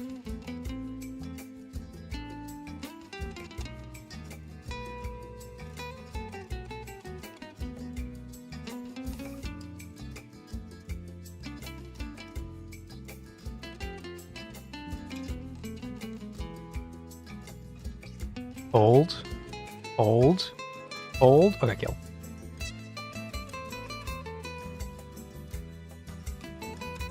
I'm not exactly sure if I understand how she works yet. To be honest. That was a pretty good clear. It was pretty easy. It was pretty natural. She did do dick for damage. It was still all Serpent. And of course Augustus. But I mean, she's a support, so how much damage do you want her to do? I'm still not convinced I understand how her ult works. I feel like it's as straightforward as like, click ult, do more damage. But... So what exactly is the range of her ultimate? Because like it targets her own tile. Does Murphy have to be standing on the boss? Like how does targeting work? If Murphy has to be standing on the boss, then that's really poor design. But I don't think that's true. I think it's just poorly communicated range. Like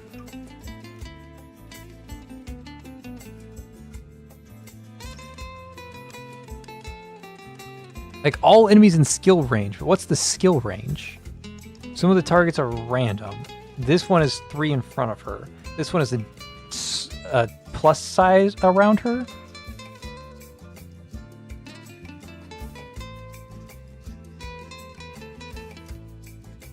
You just need to use her ult to normal attack enemies for normal attack damage.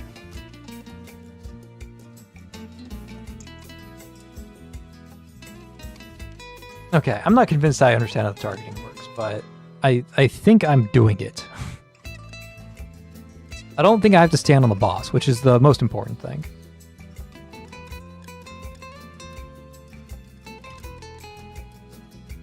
Oh, I'm doing the same boss fight. I meant to change boss fights. Let's go ahead and give it a second run anyways.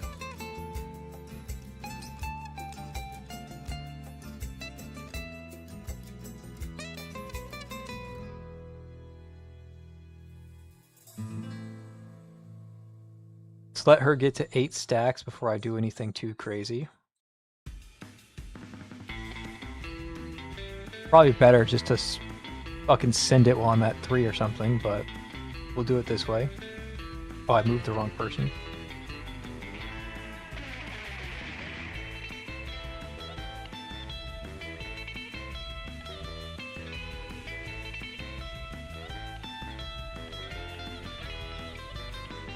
That RNG on that elite was really bad. Rough.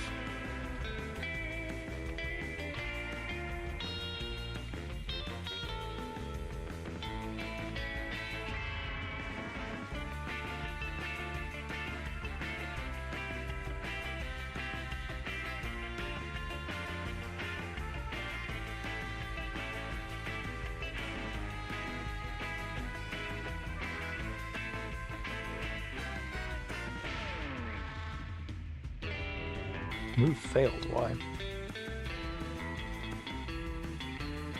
Yeah, I can totally move there.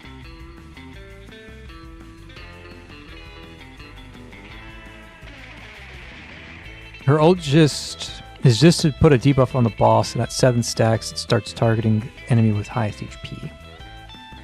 Okay. So the range... that's the thing I'm struggling with, right? She targets herself. But what does she actually hit? She targets herself, but she's not hitting herself.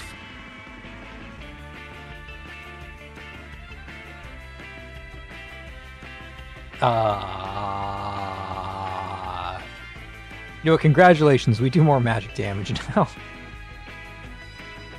We'll take that all the way to the bank. I mean, her numbers are insane, so she's going to be insane. And her kit's fairly straightforward and simple, and good and strong. And the character's lovely. So like everything is looking up.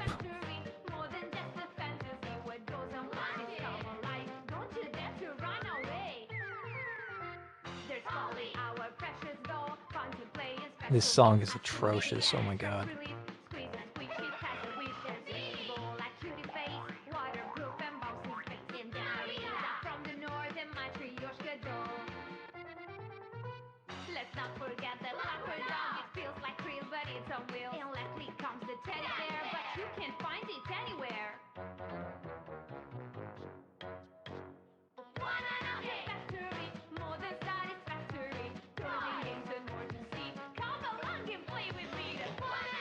I can't keep up with what's happening.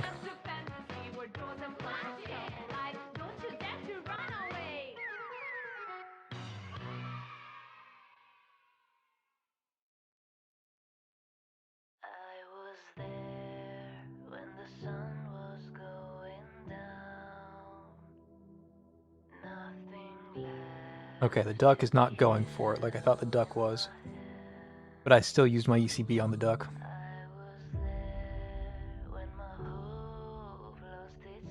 So can I just like nuke these people? Is that something that she can do? Oh, it's like damage over time. It's not like instant.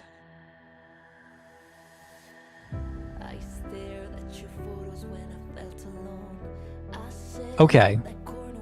Okay, that changes my opinion. Not very much, but very slightly.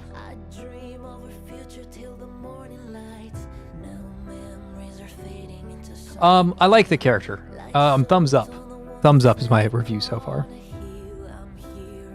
Any idea on how strong Icemer and Selene are trying to play in my pools? Zero fucking clue. Zero clue whatsoever. I don't even know what they do. No idea. I know Selene can core break. And I think Icemer can. Zero clue what the fuck they do. If you have truck, you could clear mobs. Oh my god, you're right.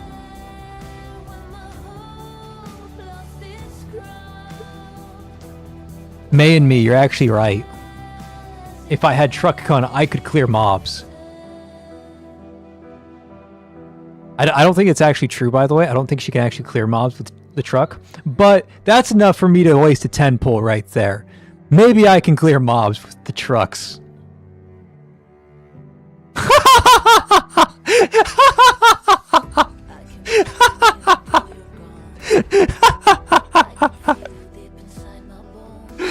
Did I just get my trucks?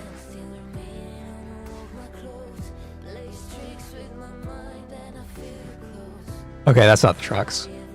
Okay, but we're on guarantee for Selene Icemer. That's S3 Shin! No! No, that's S3 Shin!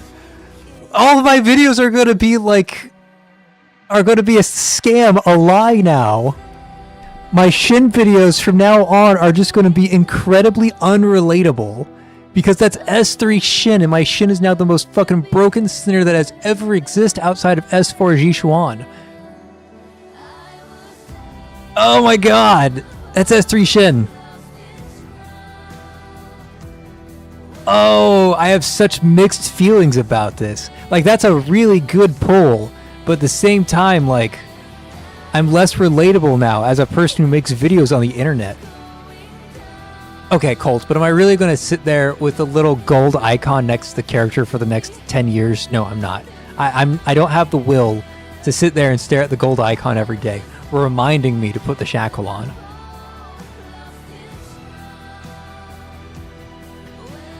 Oh, I have such mixed feelings.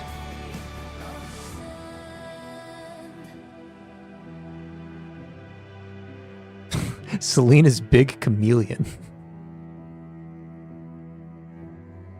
Yeah, not everyone has an S3 Shin. Comments are coming. Yeah, they are. From myself, even. Oh, that's S3 Shin. I feel so dirty. I feel so dirty. I know I'm doing it, but I feel so dirty. Ah. Oh. Ah. Okay, let's do a before and after. Real quick, before and after of S2 versus S3 Shin. How big of a deal is it? Let's go to Jasmine real quick. How big of a deal is S3 Shin anyways? Like, is it really that impressive? Is it really all of that? The answer is yes, it is. But is it really all that?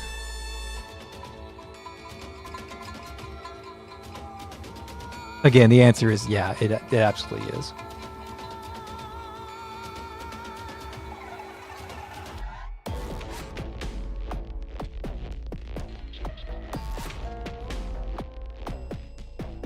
Six, 7.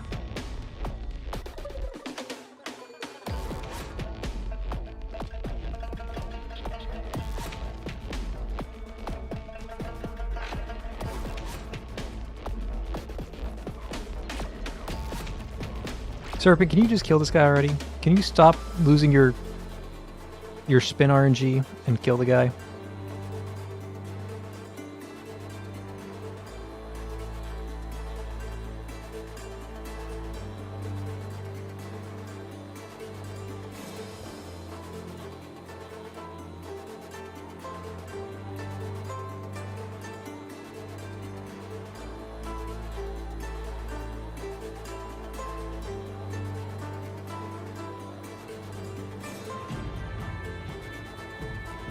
There's so much left to the stage still. I thought I was almost done.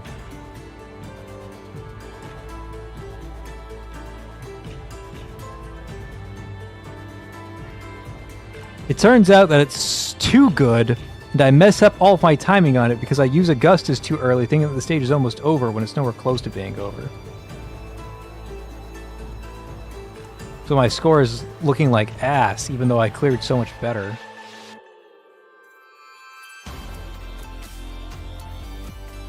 It's too good, and Monkey Brain wants to just click buttons faster. That being, I played so much worse, but my score is so much better. I played so much worse. My score is so much better. Night and day. Night and fucking day.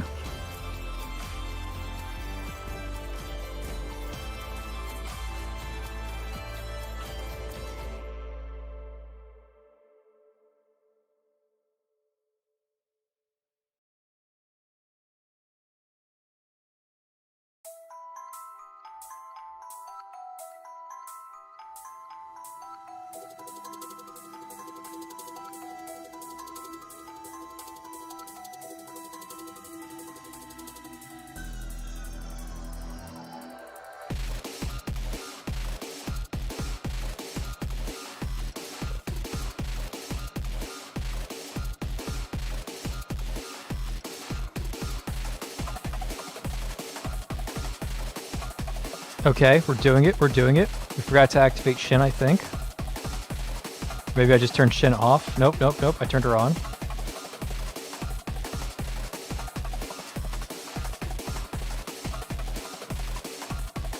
I'm not giving the boss a chance to reveal their cores. I'm killing them too fast.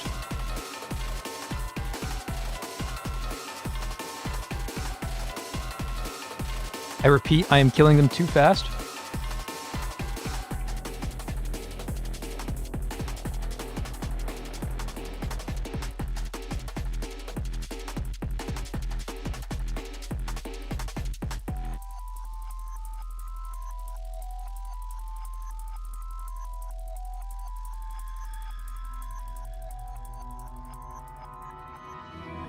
these guys would, like, stand still to shoot at me instead of die to Augustus.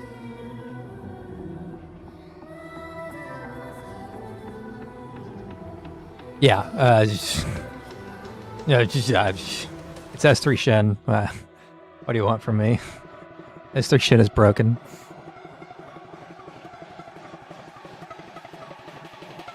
Now I can make an... I was right.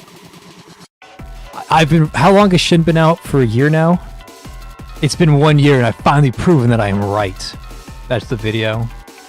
Nobody knows what the fuck I'm talking about until the video starts. That's how you get the clicks. You make it so nobody knows what the fuck you're talking about until it's too late.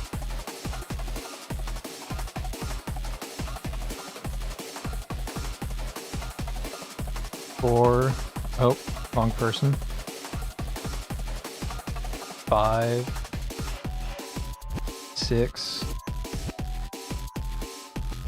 7. 8. Click that.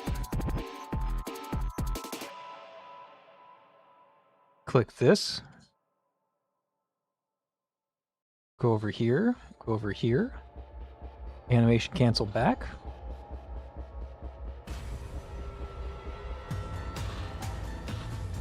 Click that twice. And to prep this again. Don't know if using Alt multiple times does anything or not. I haven't tested that, but I assume it does.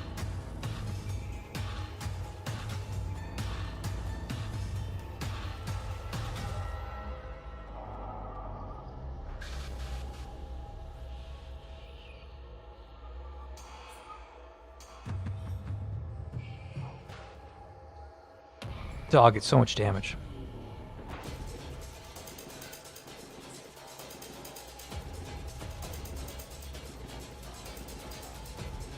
I'm killing the boss before it can reveal its cores.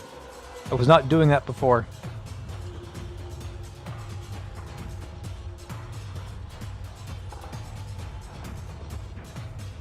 I was not doing this before Shin.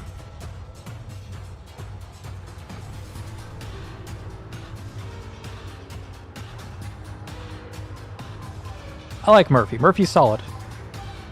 Very simple kit, but still a very effective kit. Still a useful kit that feels good to use.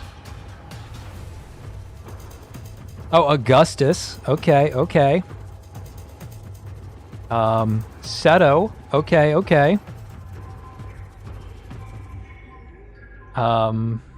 Normal attack damage. We take those. Ignore Sinex. Hey, Dark. How's it going?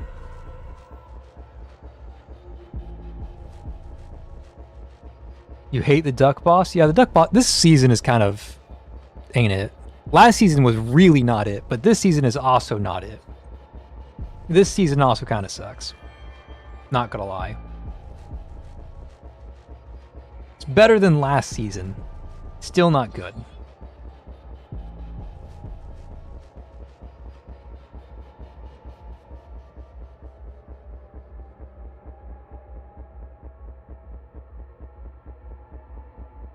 Oh yeah, I forgot. This is the RNG stage.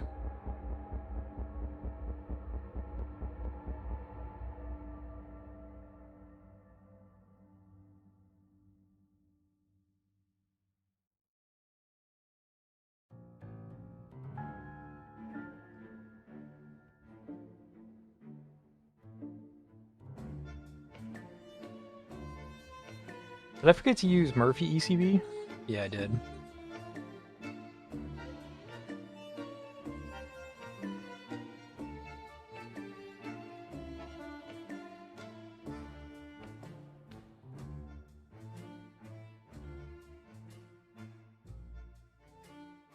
Being deleted by the duck.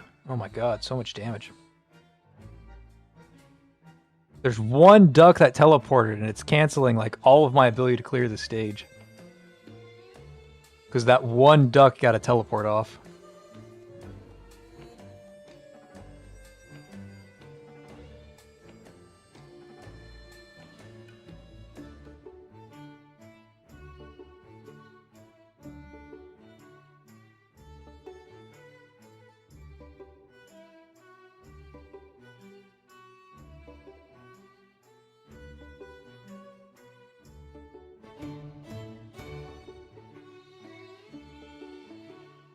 Okay, I get bullied by the teleporting duck. Barely at 270k because the teleporting duck. Okay, so my overall review, I blame chat for getting an S3 Shin. You guys have to deal with the consequences of me making guides with an S3 Shin, because I refuse to put Shin down. Shin is too fucking overpowered for me to stop using. So even though she's even more overpowered, I'm just going to use her that much more now. So you guys have to deal with that. It is going to be S3 Shin spam from here on forward. So everybody is on their own for that one.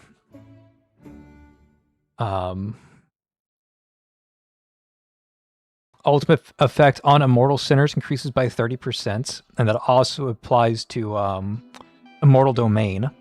For each immortal sinner present, all allied units damage increases by a ton. You know what? Let's just go ahead and bite the bullet, right? Let's just go ahead and do it.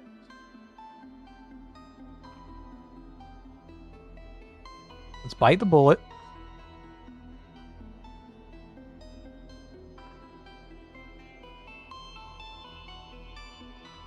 Okay, there it is.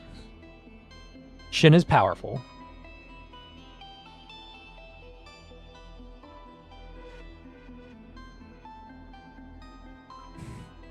You can technically use her ult at 4 stacks if you know that the lightning is going to overlap with the boss to debuff it. I figured there was something like that. Because I saw that you could get the 3 tiles in front of you earlier.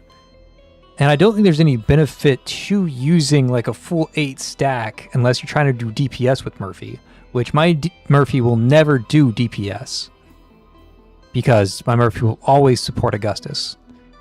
So I don't think there's any value for me like animation canceling to 8. But I'm going to animation cancel to 8 for now anyways. Shin does have a skin, but I'm not too interested in it. I want another Shin skin to come by. Oh, that's not this one. I'm not interested in this skin. It's a very beautiful skin. I'm sure it sold like hotcakes. I'm not very interested.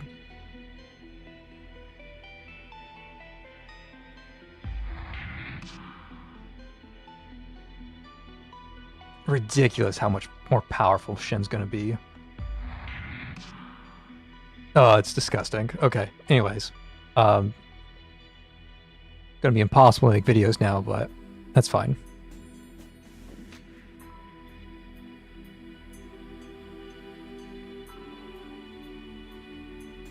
We will get the obligatory Shin in Cheogasm. I'm not sure if I'm reading that word right. Dress skin, don't worry. Shin skins would only be good if they find other Eldritch monstrosities for her to merge with. I feel you on that. I just want, honestly, what I want. The thing I don't like about the skin is that it changed her from the tentacle monster to Drea. Right? This is just Drea. I mean, it's more elegant Drea, but still, this is like Drea's domain that she stepped into, like this cosmic, the cosmic outer space thing that's going on here. I wanted like the abyssal horror. So if they find something more monstrous for her to merge with, even if they like keep all of these elegant elements and they just have like a monstrous appearance instead of like a celestial one, that would have been cool. Like you put like a giant maw in the background, you give her like spikes on her shoulder or something. I'm sold on the skin. But I didn't like them going to the cosmic nature. I wanted a more abyssal nature to her because she's all about the abyss. Right? She has abyssal blessing. It's the glimpse of truth, abyssal gaze. Like, just keep her into the abyss setting. That's what I want to see from her. Yeah, a Cthulhu skin. There you go.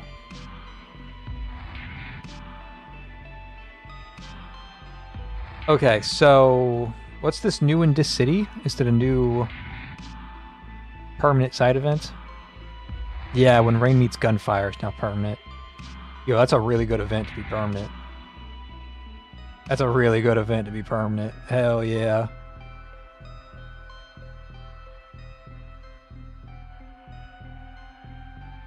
I mean, that'll keep players busy for at least This one event, right? This one event. Rediscover all of... I did that.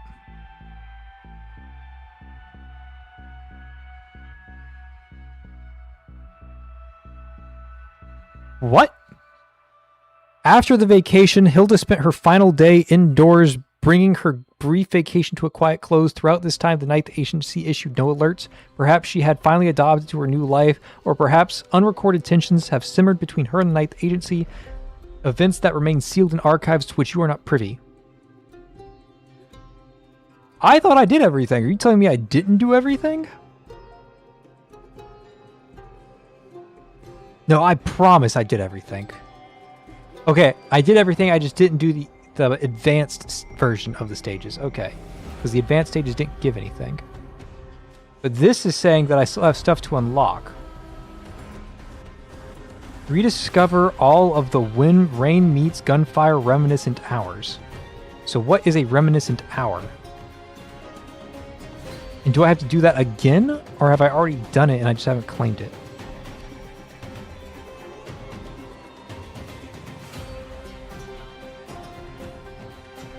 Because I read the entirety of this event. It was long as fuck, but I read every word.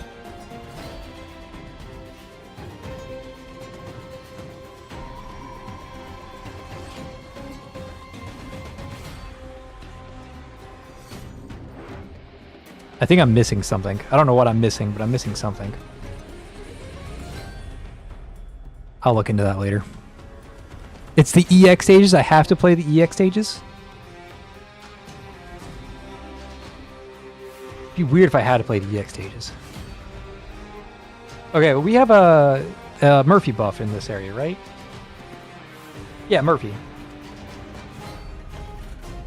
Hold on, I'm getting what I'm pretty sure is a scam call. I'm going to answer it anyways.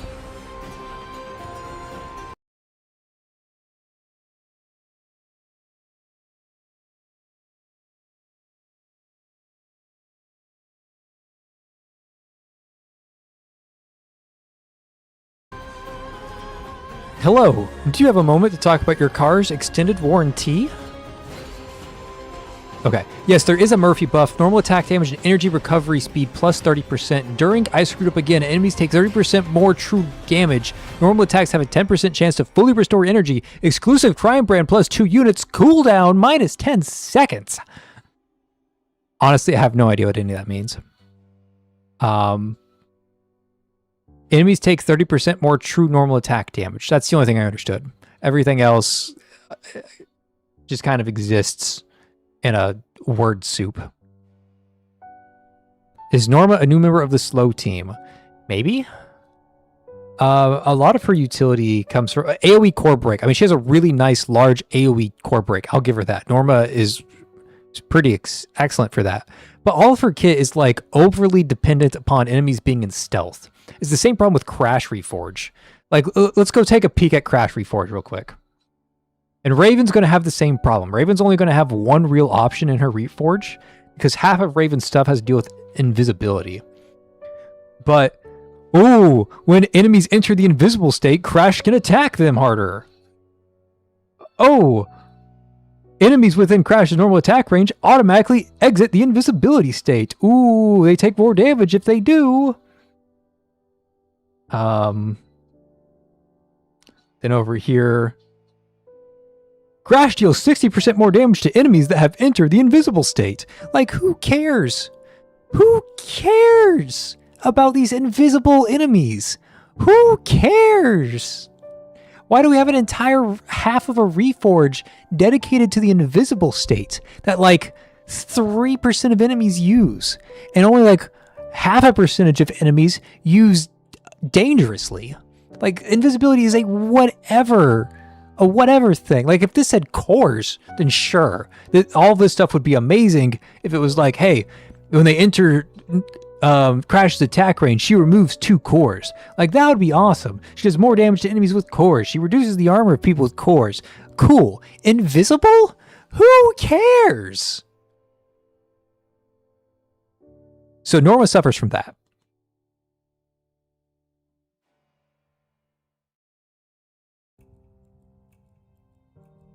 Norma suffers from the who cares portion of Path to Nowhere. But she does have really nice AoE core break, and while her slow is weaker against visible enemies, it's not gone against visible enemies. So she might be a useful addition if you need the core break. The core break is what's going to make or break her. But 30% movement speed is pretty good. And then that goes to additional 15% if they are invisible. So yeah, it's pretty solid.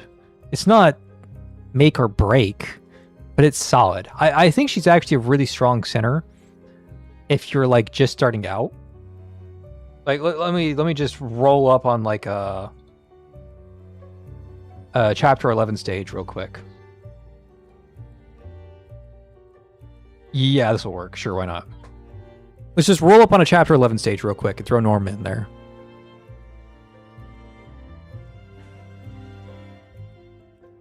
Right, we're going to use A ranks. We're going to put everybody away. Oh, wow, wait, hold on. That's the team I was using when I first played this stage. Y'all, take a look at what I was doing back in chapter 11. Raven Macchiato, a pre-reforged Adela, pre-reforged Rahu, Hecate, and McQueen? Bro, this was my team. This is what I was using in chapter 11. I was McQueen bombing with Rahu. And running double support mages with no mage.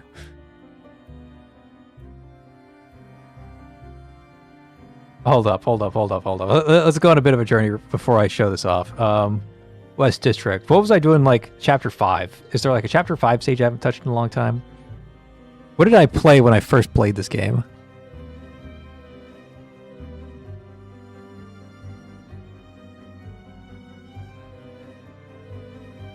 Yeah, this looks like what I would play. Yeah. Zoya, Hecate, Hela, Bai, and Victoria. Wow. Oh, let's go to like chapter 7. 7's a good estimate because I have enough time to get centers by chapter 7.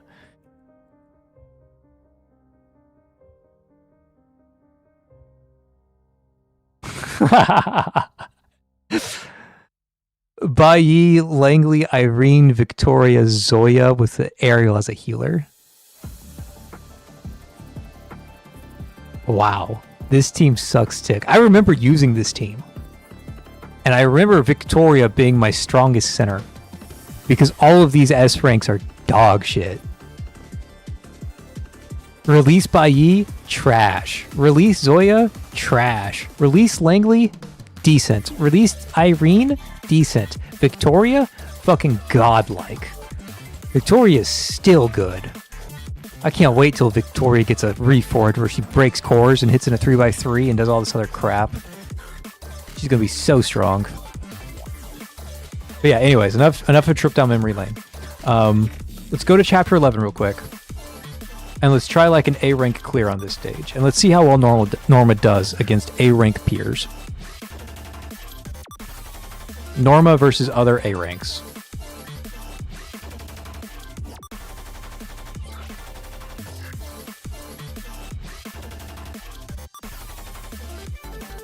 Okay, Norma, you exist. And then everybody else is on the A rank team. So we got Jane, we've got Pine, we've got Lamia, we've got McQueen, and let's bring Zephyr.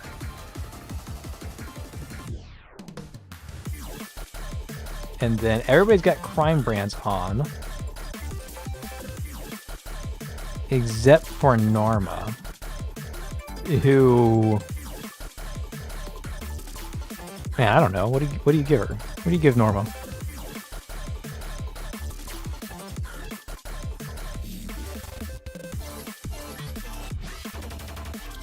I have no idea what you give Norma.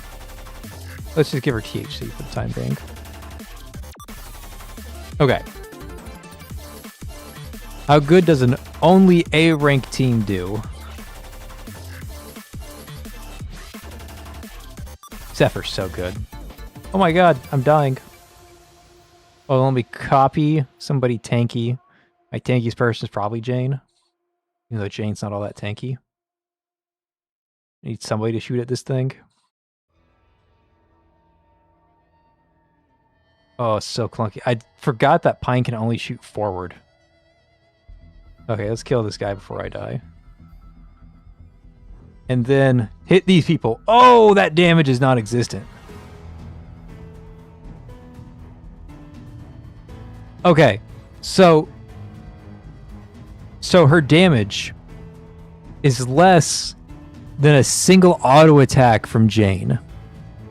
That does not bode well for her. Not even her ultimate, just like a single normal shot from Jane does more damage than normal ult. So it's not looking good. I'll be honest.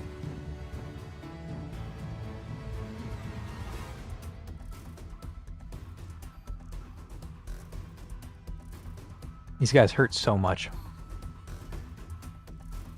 It's so little damage.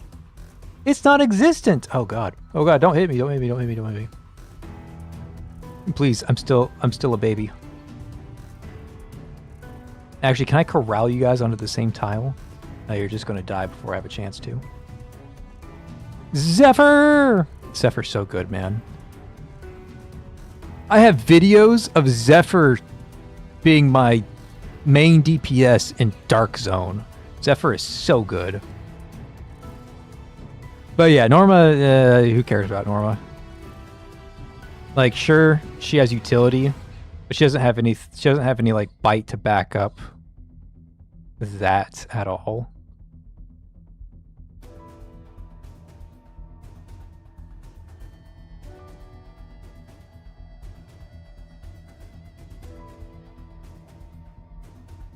Boom! God, I love Zephyr so much.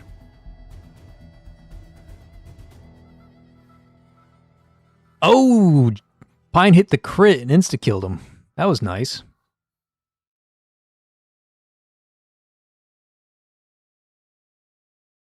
You guys will never make it out alive because you are slowed by 30%.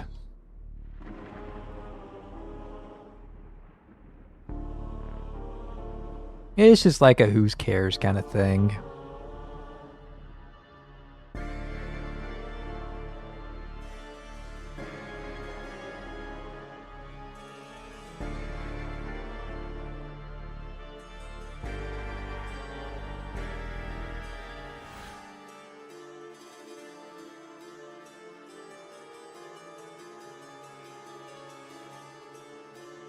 Oh no, they're getting too close to me. Time to slow them down.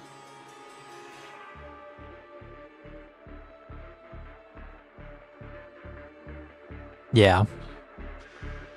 The numbers aren't there. If she did more damage, maybe she could see more play.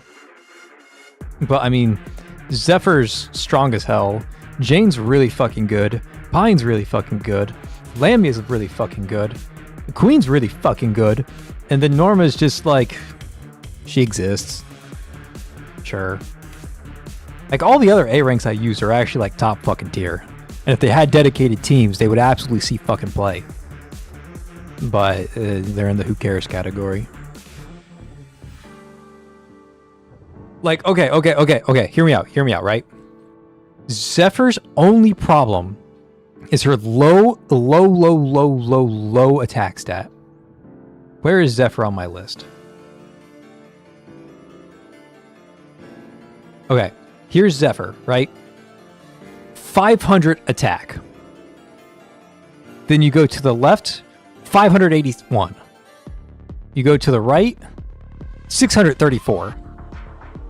600. 564. 638. 619. 608. Like, she's competing with Cassia, who doesn't attack. So Zephyr, while she does a ton of damage, she doesn't, she needs attack buffs to really make her damage matter. And there's a few options she has now. I think Bloom and Ash and Silence is actually really good on Zephyr. Like, unironically, Bloom and Ash and Silence, even though it's made for true damage centers, I think it's a good option on Zephyr. Just because it gives her that attack that she needs. But she has a 3,000% damage ratio. And then she also has something crazy on her ECB. If it's ECB 5, if it's ECB 3, it's 500% damage per second for 10 seconds. So it's a 5,000 damage modifier at ECB 3. Like, it's insane. She just needs ways to increase her attack. So you pair her with Shin, with Cabernet. But hear me out. You give Zephyr a Reforge, right? Zephyr gets Reforged. And then you can put Zoya's Anchor on Zephyr.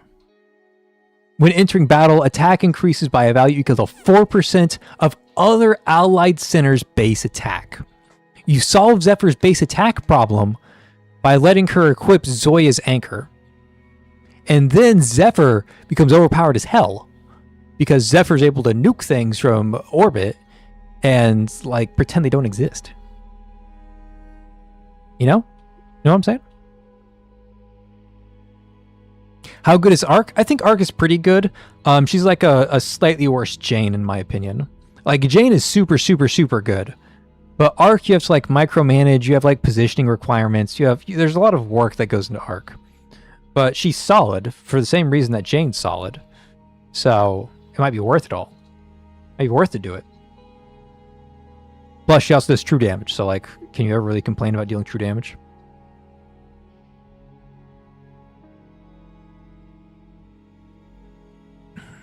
They have some decent A ranks, but they're DPS replacements, which can't be good. Hold on. Let me try to read that again. I have to learn how to read. They have some decent A ranks, but they're DPS replacements, which can be good, but limits their use. It's for new players, it's way better. Like for new players, it's way better. I think I understand what you mean, but I also have a struggle reading anything right now, apparently. Yeah, it makes sense. Gotta go to sleep. Thank you for stream. Hey, Odomir, catch you later. Thanks for dropping by. Appreciate your guidance as always. I don't watch the CN stuff, so I get confused in some of the complexities. So Norm's a solid 7. I would say 6. And she only has that 6 because at least she has a niche. Her ult needs to hit like 2 or 3 times harder. If her ult hit 2 or 3 times harder, then like, sure, she's like a 7 or 8. Murphy, yes, I'm excited about Murphy, and I will add her into most of my Shattered Blade teams. I think she will be a suitable replacement for my Infer. Because, okay, so the thing about Shattered Blade, right? These first 5 are like set in stone. Like those first 5 are just so fucking good that it's hard to replace them. In my short and long Blade team, it's the same 5 people. And that's like impossible to replace. Like these 5 are just so fucking good that nothing else comes close. Infer is just really nice because she interacts well with the true damage team. But Murphy's numbers are just so much more ridiculous. And I know we're losing like the core break on Infer's ECB. I don't think we care because Murphy just hits, like the numbers on Murphy are so ridiculously high. I don't know why Murphy's numbers are so high, but they are. So yeah, I think this is going to be the Shattered Blade team going forward. In this order of usefulness. Is she really that good? Yes. So Murphy's biggest problem is that she doesn't core break, right? Like that's her biggest problem. But if you already have Seto and Serpents, like who cares, right? Like Serpent and Seto got you covered. You don't need any more core breaking than those two, usually. But Murphy's numbers are ridiculous. It's a 40% normal attack buff. Or, sorry, normal attack debuff to the enemy, which is better than a buff for you because you're already saturated on normal attack buffs, but you are not saturated on normal attack debuffs to the enemy. So it's crazy good. And then this goes and affects the center who has the mistake mark on them. And I don't know exactly what the fuck this means, to be honest. I just know it gives you more damage. I have no idea how this works. When you deal true damage, you gain more true damage. No, you deal extra true damage. But you can do that. I don't know what this does, but you do more damage. Okay, you do more damage. And the other big thing, that 40% damage number, and then you also get 20% from the ECB. This 30%'s a lie. It's not true. It's only if you use it on Murphy. But 20% going to 30% if you have her ECB 3, like a 30% attack buff and a 40% normal attack buff is huge. And that doesn't matter what team you play her on either, by the way. Like, this just says normal attack damage. And this just says attack.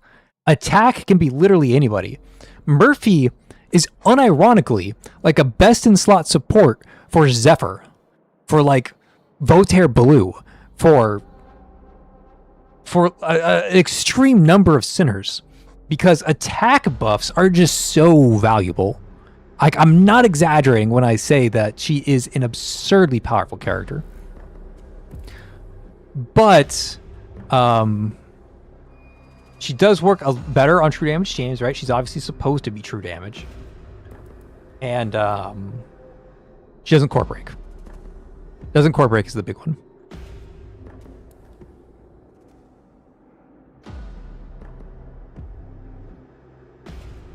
Yeah, reforged Kokalik for sure. Absolutely. Like, this is going to happen a billion times with Kokalik. This helps Kokalik. This helps Kokalik. This helps Kokalik. Everything about her helps Kokalik. But also Shattered Blade, also Rahu, also Reforged 11. She's actually really fucking good with Reforged 11. Holy shit. Really fucking good with Reforged 11. Not so much Zhao Feng or Zoya because they're already goofed out on attack buffs as it is. Same thing with Burn. Burn's already goofed out on attack buffs. But she's good with Bleed. She's good with Darren. She's good with Umbra Core. She's good with Weak Spot. She's really good with Weak Spot. She's passable in Arcane Crit. She's passable in the Cresta Hella Spam. Actually, you know what? She's actually really good in the Cresta Hella Spam. Really good in the Cresta Hella Spam. Just because the crest is so hard to buff. She's good with Corrin. She's good with Shalom. She's good with Pilgia. She's good with Adela. Like, she's just good. She's just good. She's flexible in like a weird, surprising way. Because it's just normal attacks and attack. There's nothing that states like she has to be in a true damage team. I mean, she wants to be in a true damage team. But there's nothing that says that she has to be. So, strong center. Strong center. Just numbers alone. Her kit's a little straightforward. Like, she's easy to play. You just slap the ECB on somebody and then click ult when you're at 3 or 7 stacks. Or sorry, 4 or 7 stacks, I think it is. Yeah, let's find out. What do you need for the ominous black cat? You need 4 stacks. Yeah. So 4 stacks, you're in melee range of the boss. You can click her ult. At 8 stacks, you can click it whenever the fuck you want. But at least 4 so you get the ominous black cat.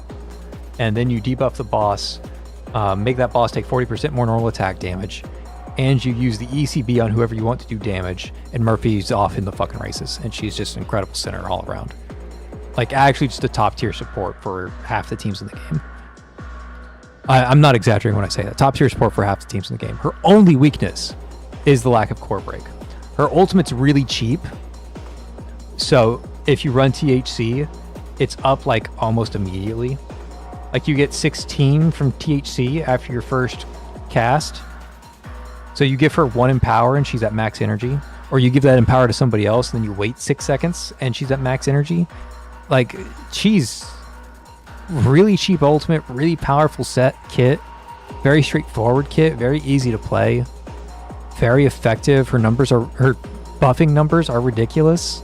It's just a strong center, really strong center.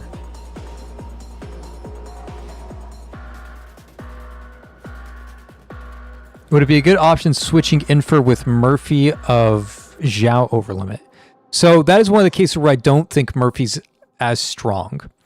So with Overlimit specifically, let me go to the Nexus, the Potestas. Let me go to Overlimit. Overlimit specifically gives... Okay, Allied Centers increases Allied center attack increases by 4%, stacking 10 times. So the reason why Murphy's so good on most teams is that most teams do not have an attack steroid. But all overlimit teams have a built-in attack steroid of 40%. Now what this means is that 40% gives you 40% more attack, right? But now if we have a 40% and a 30%, that 30% is not giving you 30% more attack. That 30% is giving you 30% more base attack. The 30% and the 40% don't interact with each other.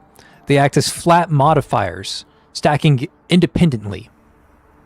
Now the cool thing here is that if you have 40% attack and then you have like 40% skill damage, those do scale with each other, right? The more attack you have, you deal like 1,000 skill damage then, or let's say because you have the 40% attack, you now do 1,000 skill damage. But you deal 40% more skill damage. Now you deal 1,400 skill damage. Those scale with each other. The attack makes the skill damage stronger, the skill damage makes the attack stronger. That isn't true when you're stacking multiple attack buffs. The attack buffs do make your character stronger, but they don't make the other attack buffs stronger. So in the case of overlimit teams, you want to use Infer, because Infer is unique in how she buffs characters. Infer increases your damage by 40%, not your attack, your damage by 40%. And that 40% scales with your attack, right? The more attack your center has, the more that 40% means. Where, if we use somebody like Shin, who buffs attack, right? Shin buffs attack by 18%, and more when she's in the corrupted state. So let's just say it's 27. That 27 goes a long way when you don't have any attack buffs. But if you already have 40% attack, you don't really need Shin's 27% attack. It's less useful. There's diminishing returns on buffs of the same nature. You want to spread out your buffs and have like 10 different buffs rather than have 10 buffs in a single category, if that makes sense. Think she'll be on the level of Shin in terms of viability in random teams? Fuck no. Shin is overpowered. That's just what it comes down to. Like Shin's super overpowered. Do I think she'll be seen like as much as Infer? Yes, I think she'll be seen as much as Infer. I think she'll see equal play to Rahu and Nox and Serpent and Rust and Infer and Raven and Hecate. Like she's just a strong buffer that can go on multiple teams. But Shin's in a league of her own. LL's in a league of her own. Not quite that strong, but she's up there with everybody else.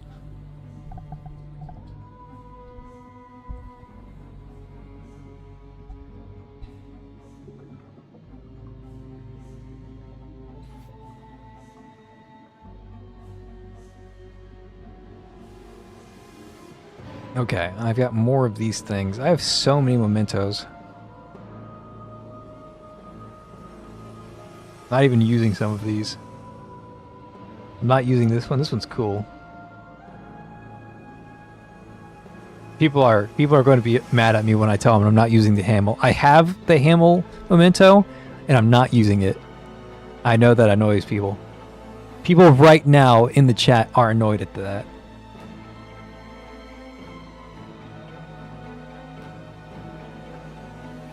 Hell, I'm annoyed I'm not using the Rahu one. Why am I not using Rahu? I just saved it instead of turning it on. Let's turn that on. What else am I not using? I'm not using the iconic Jelena scene. May I ask you something? Could you please consider making a video explaining those differences of each terms? That would be useful for everyone from beginners to veterans. I could, yeah. Yeah, I'd have to like step it back, and there's ways that I could show it off for sure. Like here, I'll show it off mechanically real quick.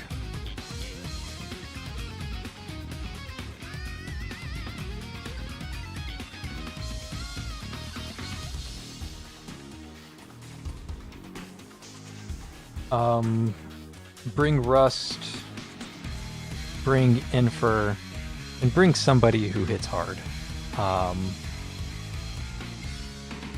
Zephyr. Zephyr will give us like a big number to show off. And I'm gonna bring Overlimit. Okay. So the idea here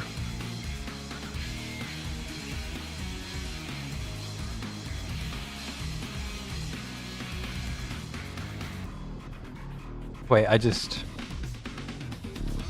no, I'm not doing this right. I need another buffer. That's what I need. I need Shin.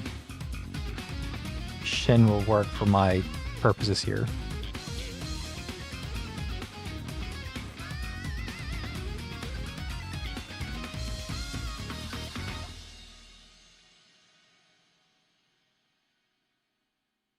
Can't trust other concurrent shader for that. No shade. Interesting. I don't know what that means, but I see you. Okay, so I'm gonna try and keep this boss alive until I get to 10 over limits.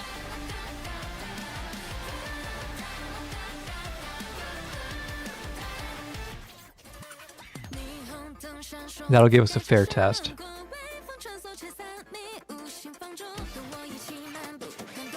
Of course, the boss shows his course by then.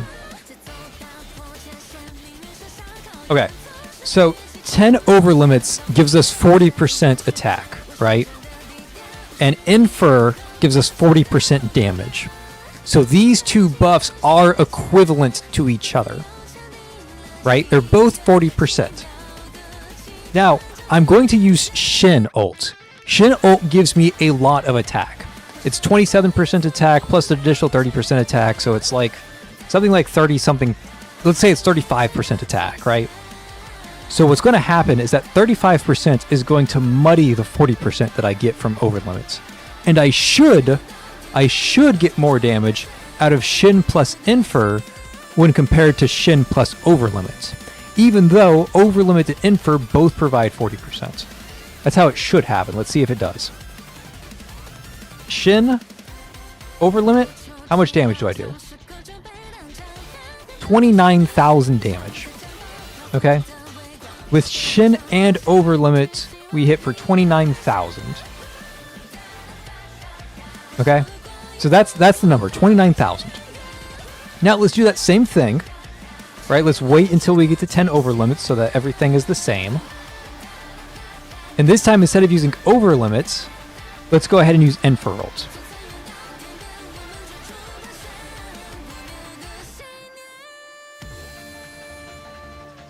Okay, so 9 over limits. We're going to get to 10.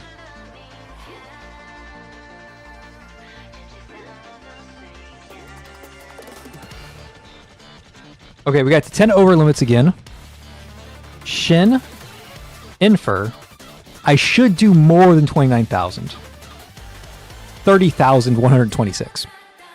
So even though those numbers were exactly the same, I get more damage out of Infer because I've split my categories.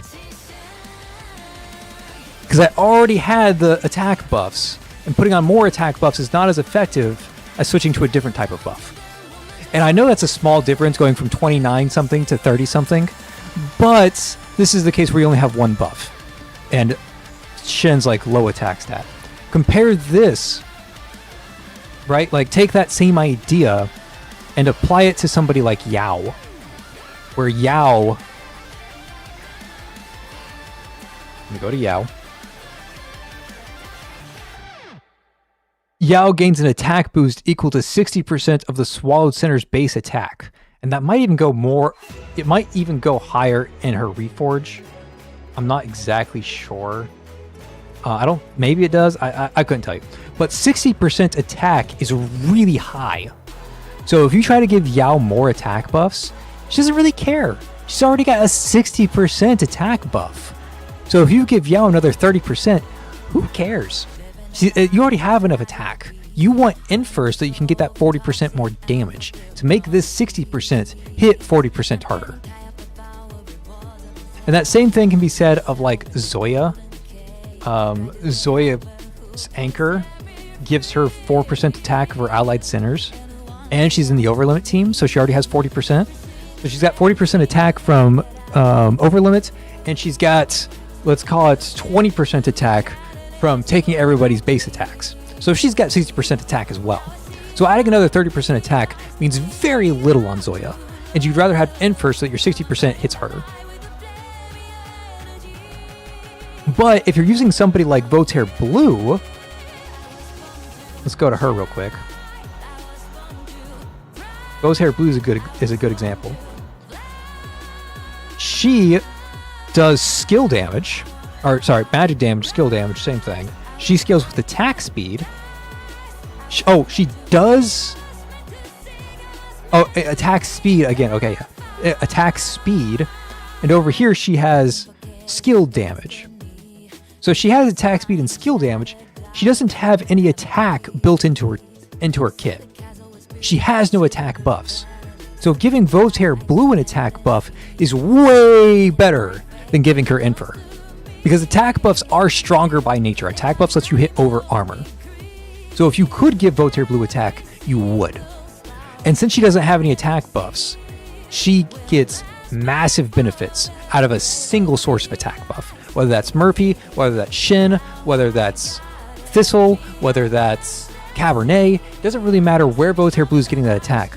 But that first 30 or 40% attack on Voltaire Blue is huge.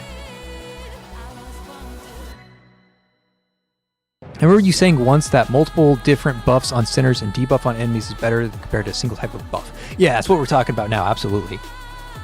Yeah. Because of everything that I'm describing now, right? We just saw in that video comparing the 29,000 to the 30,000. And that's the 29 to 30, again, that's a small difference, right? But that was like a limited scope of my example. Imagine when these numbers get higher, when you have multiple centers, right? If you have Shin, you have Cabernet, and you have Thistle on the same team, and you have Murphy on the same team, you have 4 people giving out attack buffs, it's not good. One of those, at least one of those, should swap out for Infer. That way you can spread out those buffs a bit more and get them to scale with each other. That's the big thing. They scale with each other. And like Rahu's another great example. This 16% turns into 40% with the Reforge. So just trust me when I say that this is 40%. Enemies take 40% more physical damage. That scales with everything else. Like if you buff the crap out of your center and your center does 1 million damage, this makes it do 1.4 million damage. It doesn't matter that the base of your center only does 2,000.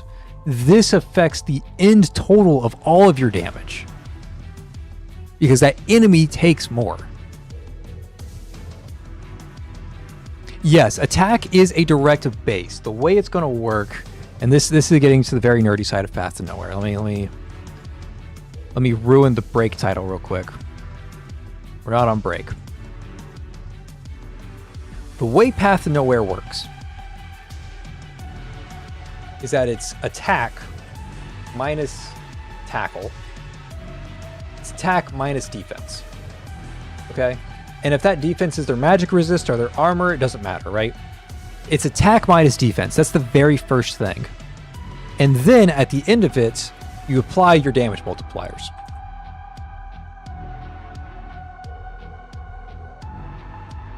Okay, so that's how the formula is going to work. And let me resize this so you guys can see it. Oh, that turned it upside down. Oh, Control Z. Oh, first time streamer, by the way. Oh, you can't see anything. Oh, change. Okay, I'm going to pretend like you guys can read that. That's how the formula works, right? So, in the case of, let's say Zoya Kick, right? Let me grab that one. Zoya Kick is probably the cleanest example. In the case of Zoya Kick, it's going to do, if you get it fully stacked up, right? The damage coefficient increases up to 4,800%, right? 4,800%. That's a big number. This one-shots Dark Zone bosses. Okay? Now, let me scroll over to Zephyr real quick.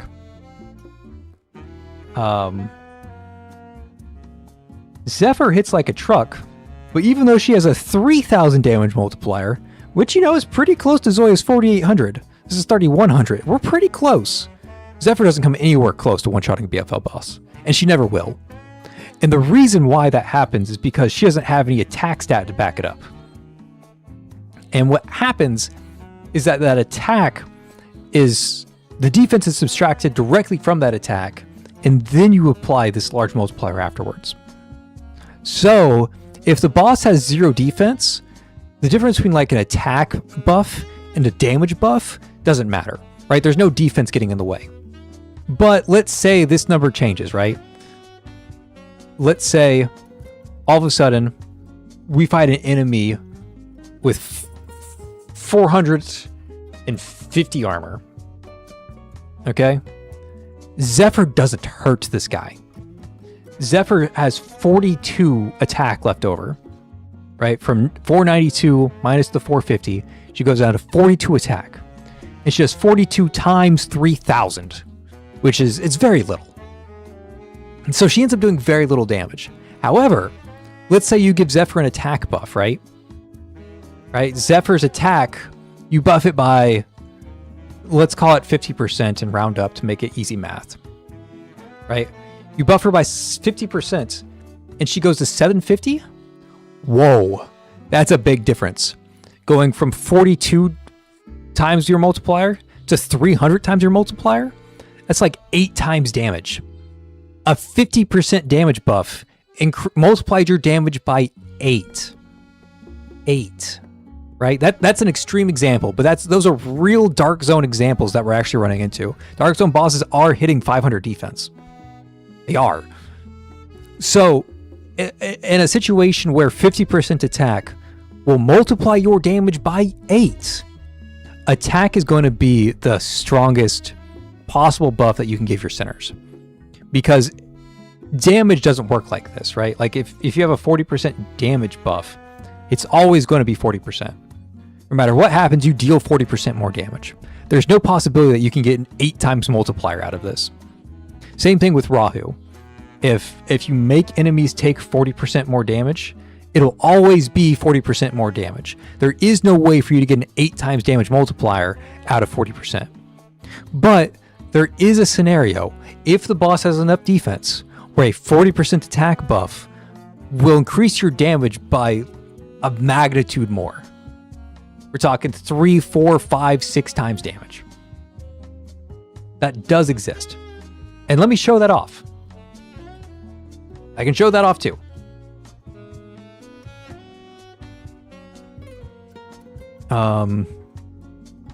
Broken front line.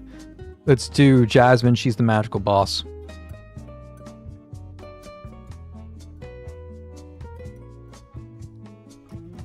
Put everyone away. We're going to have Murphy. We're going to have Shin. We're going to bring Zephyr because she's the easiest example. And then we'll bring Infer. Okay, now for this example, it's important to note that Murphy is giving 20% attack. Okay, and again, Infer is giving a 40% damage buff, a 40%. But this boss has a ton of armor. Ton of magic resist. So, if I give her the Shin... Well, let's see what her base damage is first. Base damage, 2,000. We're doing 2,000 damage to Jasmine. Okay, we ain't doing shit. But, if I give her Infer, now, she's hitting for 2,800. Okay? So, from 2,000 to 2,800, that is exactly 40% more damage. Exactly 40% more damage. But, That's a 40% damage amp. How much more damage does 20% attack give us? Right, this is half the buff, but it's going to be way bigger because it's going to let us punch over armor. So we give the buff over here, and we attack. It now does 2,400. Whoa, what the hell? I take it back. Numbers aren't numbering. I apologize, numbers aren't numbering. That is exactly 20% more damage too. Whoa, whoa, whoa, whoa, whoa, whoa, whoa, whoa, whoa, whoa, whoa, whoa, whoa, whoa, whoa, whoa, whoa, whoa, whoa, whoa, full stop. Whoa, what? Hold on. That should have been way higher. 2126.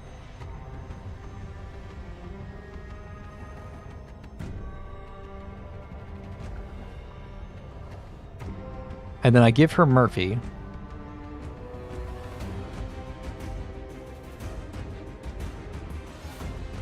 Do I already have like insane attack buffs or something?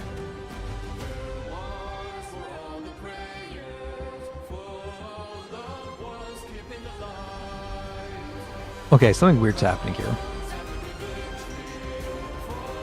I promise it works, but my example is obviously failing me. Let's try not Murphy. Maybe it's something I don't understand about Murphy specifically.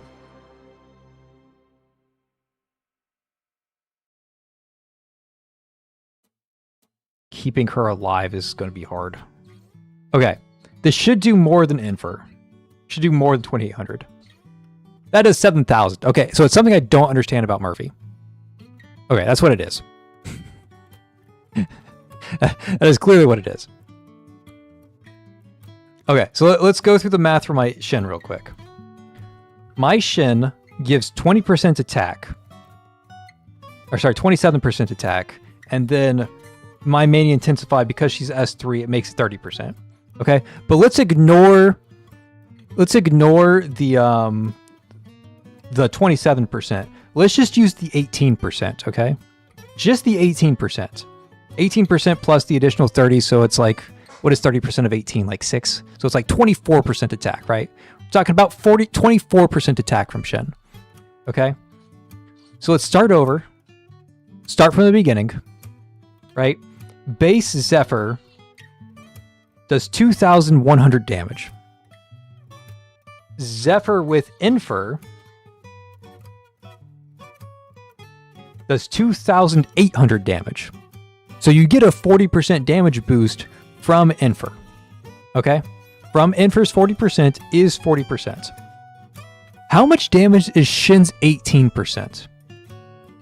Okay, going from 21. From 21.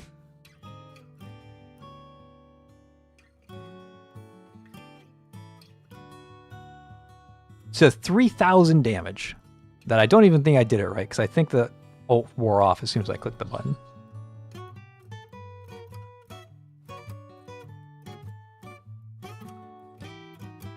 Okay, this is a more clear picture. Yeah, from 21 to 3,000.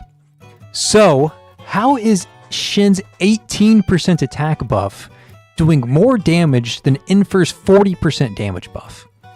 It's because it's helping Zephyr hit over that armor. Right? 18% is a really weak attack buff, but it's still stronger than this damage buff. And if you scale that, and you keep scaling it,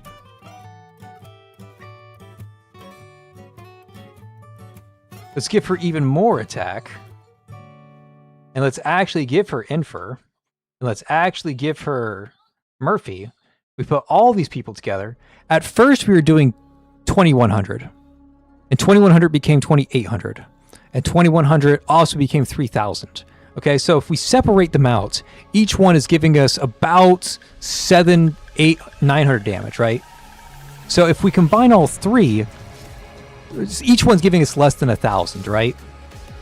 We started at 2,000. Each one is giving us less than 8,000. It would be really surprising if we hit 5,000. But if I combine all three together, those buffs work in tandem. And all of a sudden, I'm hitting 13,000 damage. How did we go from 2,000 with each buff giving us 1,000 damage to 13,000? all these buffs are working together, and all those buffs are making each other stronger. So the more buffs you have, the more each separate buff does. It's a really convoluted thing, but this is why the Path Nowhere meta exists of use one character. Because you want to put all of your buffs on one character and let that one character abuse the way buffs interact with each other in Path to Nowhere. You want to abuse that system of each buff makes the next buff stronger. And that's why when we add in like Raven to the mix, and then we put like Ikate in here, right? We put all the buffs together. Again, we started at a piddly 2100. But we put everybody on the case. Make this boss take all the more damage. And we go up to 27,000 damage. It doesn't make any sense, right? Like it shouldn't be possible to multiply our damage by 15-ish times from 5 buffs, right? None of these buffs are anywhere close to saying 15 times damage, right? None of these buffs don't even say 100% more damage. So how does 5 less than 100% damages make us do 15 times damage? At most, we should do 5 times damage. But that's not how buffs work in Path to Nowhere. All the buffs come together and make each other stronger, and you end up doing 15 times more damage. So you want to separate your buffs into as many different pools as possible so that all of these damages collide together and create a ridiculous number. Yes. So the higher your attack is, the more damage you deal. Okay? And now that you've dealt more damage, when you deal 40% more damage, I don't know how to word it. It's on the tip of my tongue.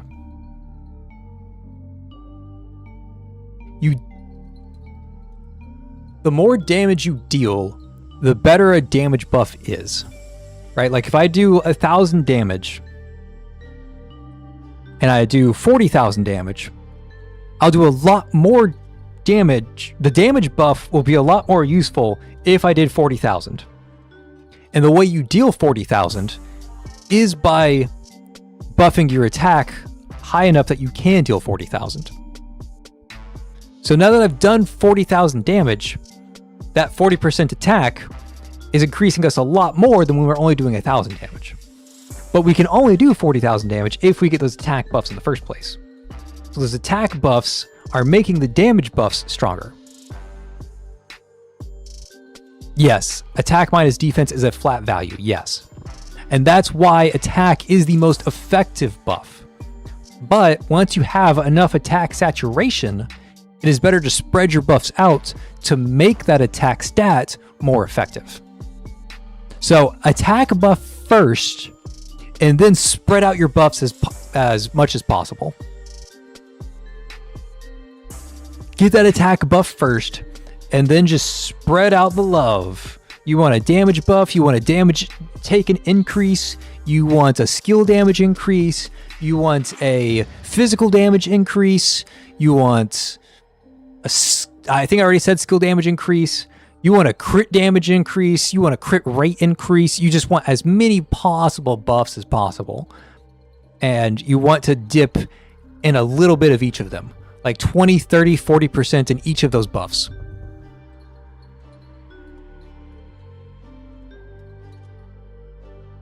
Yeah, like Shatter is saying it. It's once you finish that attack, when you finish the defense subtraction, then you apply all of your amps multiplicatively with each other. It does not matter which buff is applied first, no. It's just that the buffs multiply with each other. I think Shatter writing out the math equation did it a lot of justice. I'm going to show that on screen because Shatter said it right. Again, I'm just going to write this out. It's 500%, and then it's damage multiplier, and then amp 1 times amp 2 times amp 3, right? So this is all coming together and doing a lot of damage, because the higher your damage multiplier is, the more your amp does, the more the second amp does, the more the third amp does. Like, everything multiplies with each other and makes each other stronger. And why attack is so good is because while this ends up with 50, right? This 500 minus 450, that's 50 damage. Going from 50 damage to 300 damage is 6 times the damage as you normally would. So that attack buff will give you the most instant returns. But then you want to scale multiplicatively with the other forms of amps afterward. I think that makes a lot more sense, the way Shadar put it.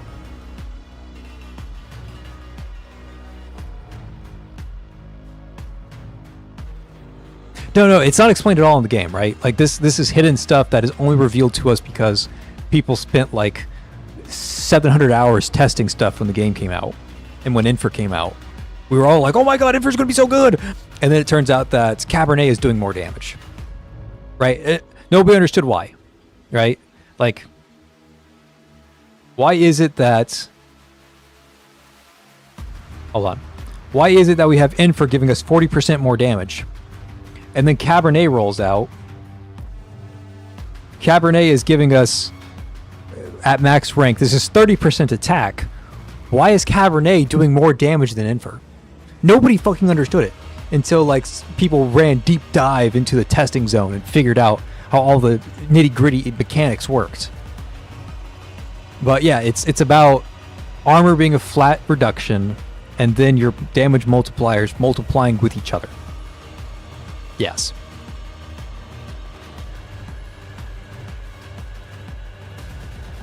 Yeah, defense reduction is the same thing as attack, because another way you can increase your attack. Let me go to a screen where you can see this. Why defense reduction is so good. It's less good now because we have so many attack buffs in general. But another way that you can increase your damage by so much, right? Another way to go from 50 to 300 damage here is to just decrease the boss's defense, right? Decreasing the defense by 200 and increasing your damage by 200 is the same thing, right? It's the same thing. This ends up being 250 damage, and subtracting it here ends up being 250 damage, right? Same thing.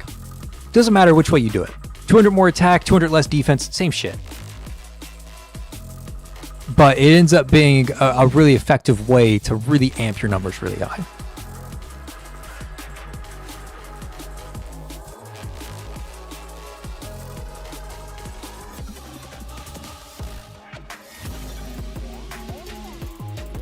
When Korn came out, she was super overpowered. Super slept on. Because she has this 200 defense, and it just increased everybody's attack by 200. Functionally, right? Like, Angel has an attack stat of 694. Let's say the boss had 400 defense. So Angel is sitting at like 300 attack. Making Angel go from 300 effective attack to 500 effective attack, that's like 60% more damage from core and ECB alone. And then you apply an Infer on that, so now your 60% does 40% more damage, and then you give her skill damage, so now that 60% times 40% is doing another 40% from the skill damage buff, and then your 60 times 40% times your 40% is doing 16% more damage because of Rahu, and then the numbers scale with each other because again, multiplicative exponential returns, numbers get silly, which is why dedicated teams exist, because that's what dedicated teams are so good at doing, right? 11 does skill damage and all this fear stuff. Well, 11 gains bonuses from magic damage. She gains bonuses from summon damage. She gains bonuses from skill damage. She gains bonuses from so many sources. So there's so many damage sources that make 11 stronger. And that's why our dedicated team is so strong, because they all kind of come together and scale off each other in different ways. Anyways, all of that to say Murphy good, because Murphy is coming into two different stations. She's doing the normal attack damage, right? 40% normal attack damage. So if you're doing normal attack damage, all of your multipliers are multiplied by 40%. And then on top of that, she also has the 20% attack. So she gets your combo started. And then at the end of your combo is now 40% more effective as well. So Murphy's really strong. Like really, really, really, really, really, really, really strong. That attack gets you started. That 40% makes all of your numbers 40% stronger. All of your numbers, all of your buffs. Your attack buffs, your skill, or not your skill damage, your attack buffs, your physical damage buffs, your physical damage taken buffs, it's all increased because they take 40% more normal attack damage. So, multiplicative scaling.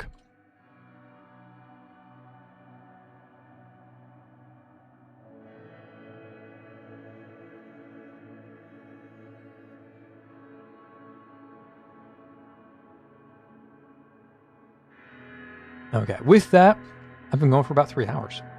Any last tests I want to do with Murphy?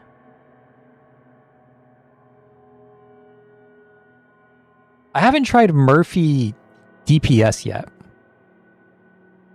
Let's try a Murphy DPS and then we'll call it a day. Oh, what's the team I can run DPS Murphy on? So we have Murphy. And then I'm going to give her Bloom and Ash and Silence because she does true damage. So that'll make her do more true damage. And then let's give her Shen. Let's give her...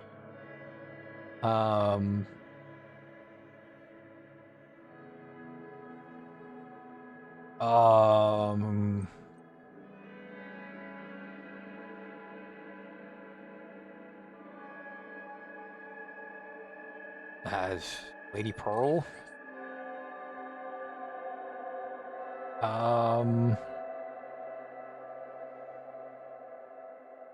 Not that many normal attack buffers in the game. We could give her Infer.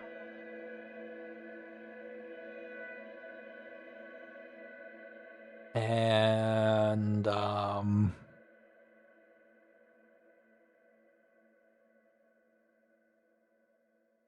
we bring Shalom because Shalom is pretty. Easy choice. Easy choice. It doesn't matter if they don't have crime brands.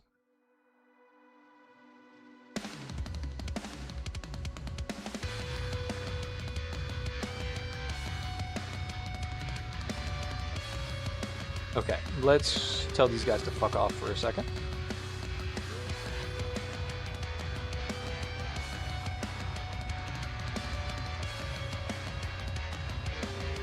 Okay, she does giga damage now.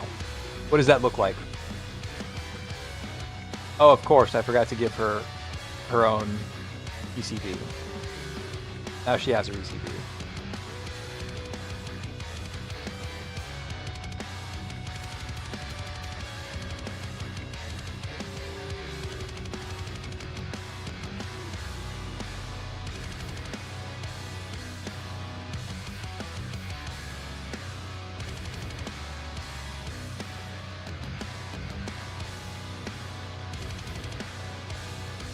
Okay, use the ECP on herself again. Give her the Shin buff. It's actually not bad. I mean, it's not great. I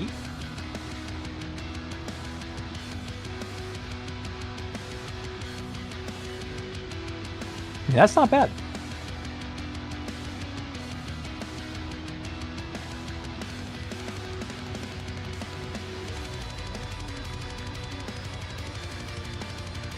Oh, she killed the boss already. Wow. I take it back. That's actually really good damage. I didn't realize she killed the boss that fast.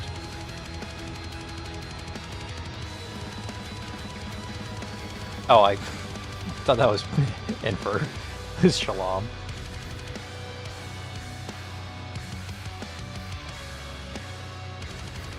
It's actually really solid damage. I'm impressed.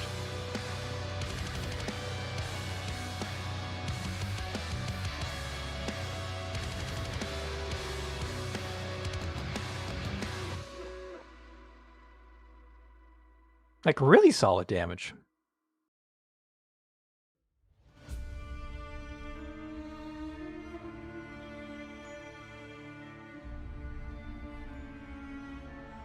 I mean, it's only when her ECB is active, right? So there's drawbacks to it. But it's pretty good.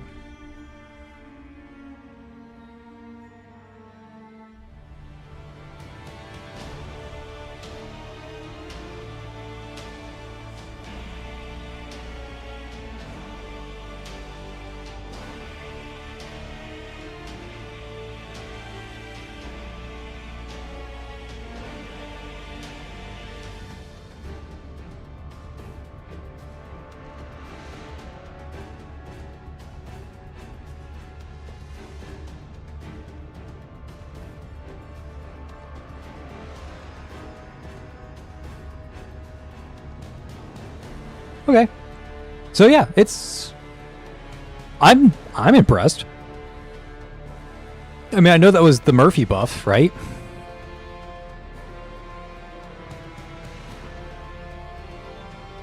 Like I know that was the Murphy buff. Okay, so level with me there. Murphy buff. Yes. But normal attack damage and energy speed plus 30%. During I screwed up the 30% more true damage.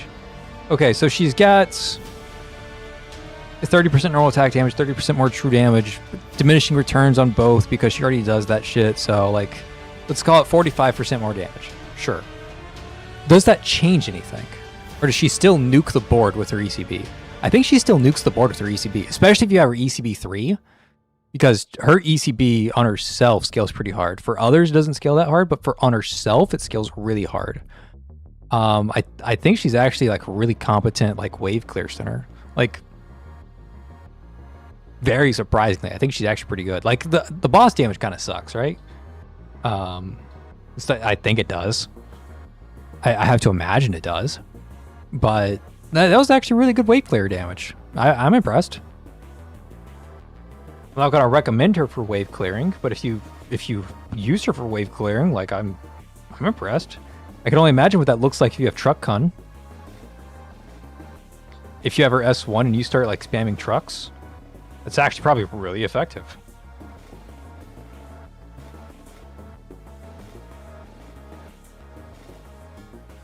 Three hits of 256 to all enemies on the field. Like, how much is her ult doing? The Black Cat is only doing 474. So the trucks are hitting like a fucking truck.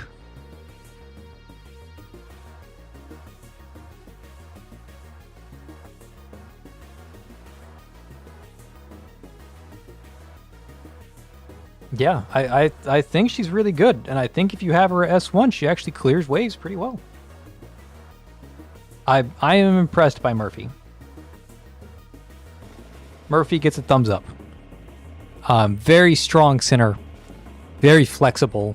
Goes on any team because of the attack buff. 20% attack is huge.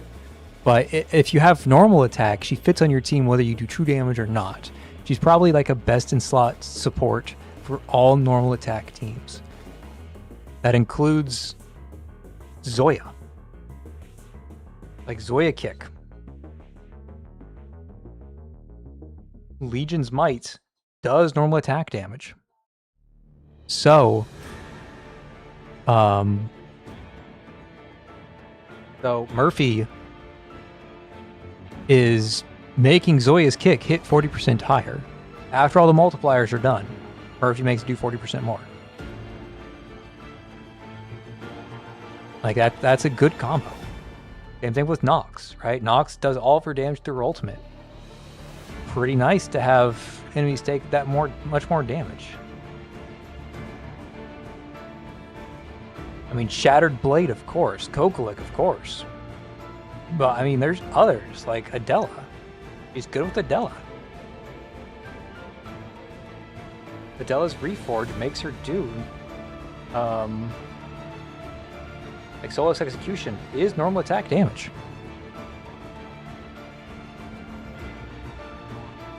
Yeah, so I think she's like top tier. I think she's one of the best supports in the game. Now, not irreplaceable, but just really good. Like, you can replace her, right? Like, you don't have Murphy. It's not like, oh, I need Murphy to do this. Like, no, that's not what happens. Like, okay. So let me explain one of the things I don't like about Path to Nowhere. Right? You want to use Adela. Adela's like your favorite center of the game. How to use Adela? Well, first step first, you need Jelena. There's no and, ifs, or buts about it. You need Jelena. Jelena is too crucial. But let's say that, for example, with Augustus, right? Oh, I really want to use Augustus. What are my options? Well, one of your options is Murphy. Do you need Murphy? No, you can replace Murphy with Infer or Shin or Cabernet or Thistle or anybody else. Murphy's a really good choice, a really strong option, but she's not mandatory. She's just really good. And I think Murphy's just going to be a really good, really strong option for anybody who does normal attack damage across the board. Especially if you do normal attack damage and you don't have any attack buffs in your kit, which is pretty rare. Pretty rare for that to happen. But if that does happen, Murphy is your best friend because she gives both. That's kind of crazy that she gives both. Anyways, that's the stream. Thank you all for coming out. I'm going to grab something nice and cold for my throat because my throat has been talking. I worked a 9-hour shift before coming here, and I spent most of that 9-hour shift on training. So I've been talking for like 12 hours today. So it's been a day. My throat is tired and it needs a chance to rest. So I'm going to do that. My throat's going to rest. And I will see you guys hopefully soon. Hopefully I make a video soon. I've got the weekend to actually make something. So maybe video, probably not tomorrow morning. Maybe video the day after tomorrow. This weekend. Maybe. We'll see what the weekend entails. But yeah, I'll see you guys then. Peace. It's been a real one. It was fun. Thanks for coming by. See y'all then. Hasta la vista. Peace.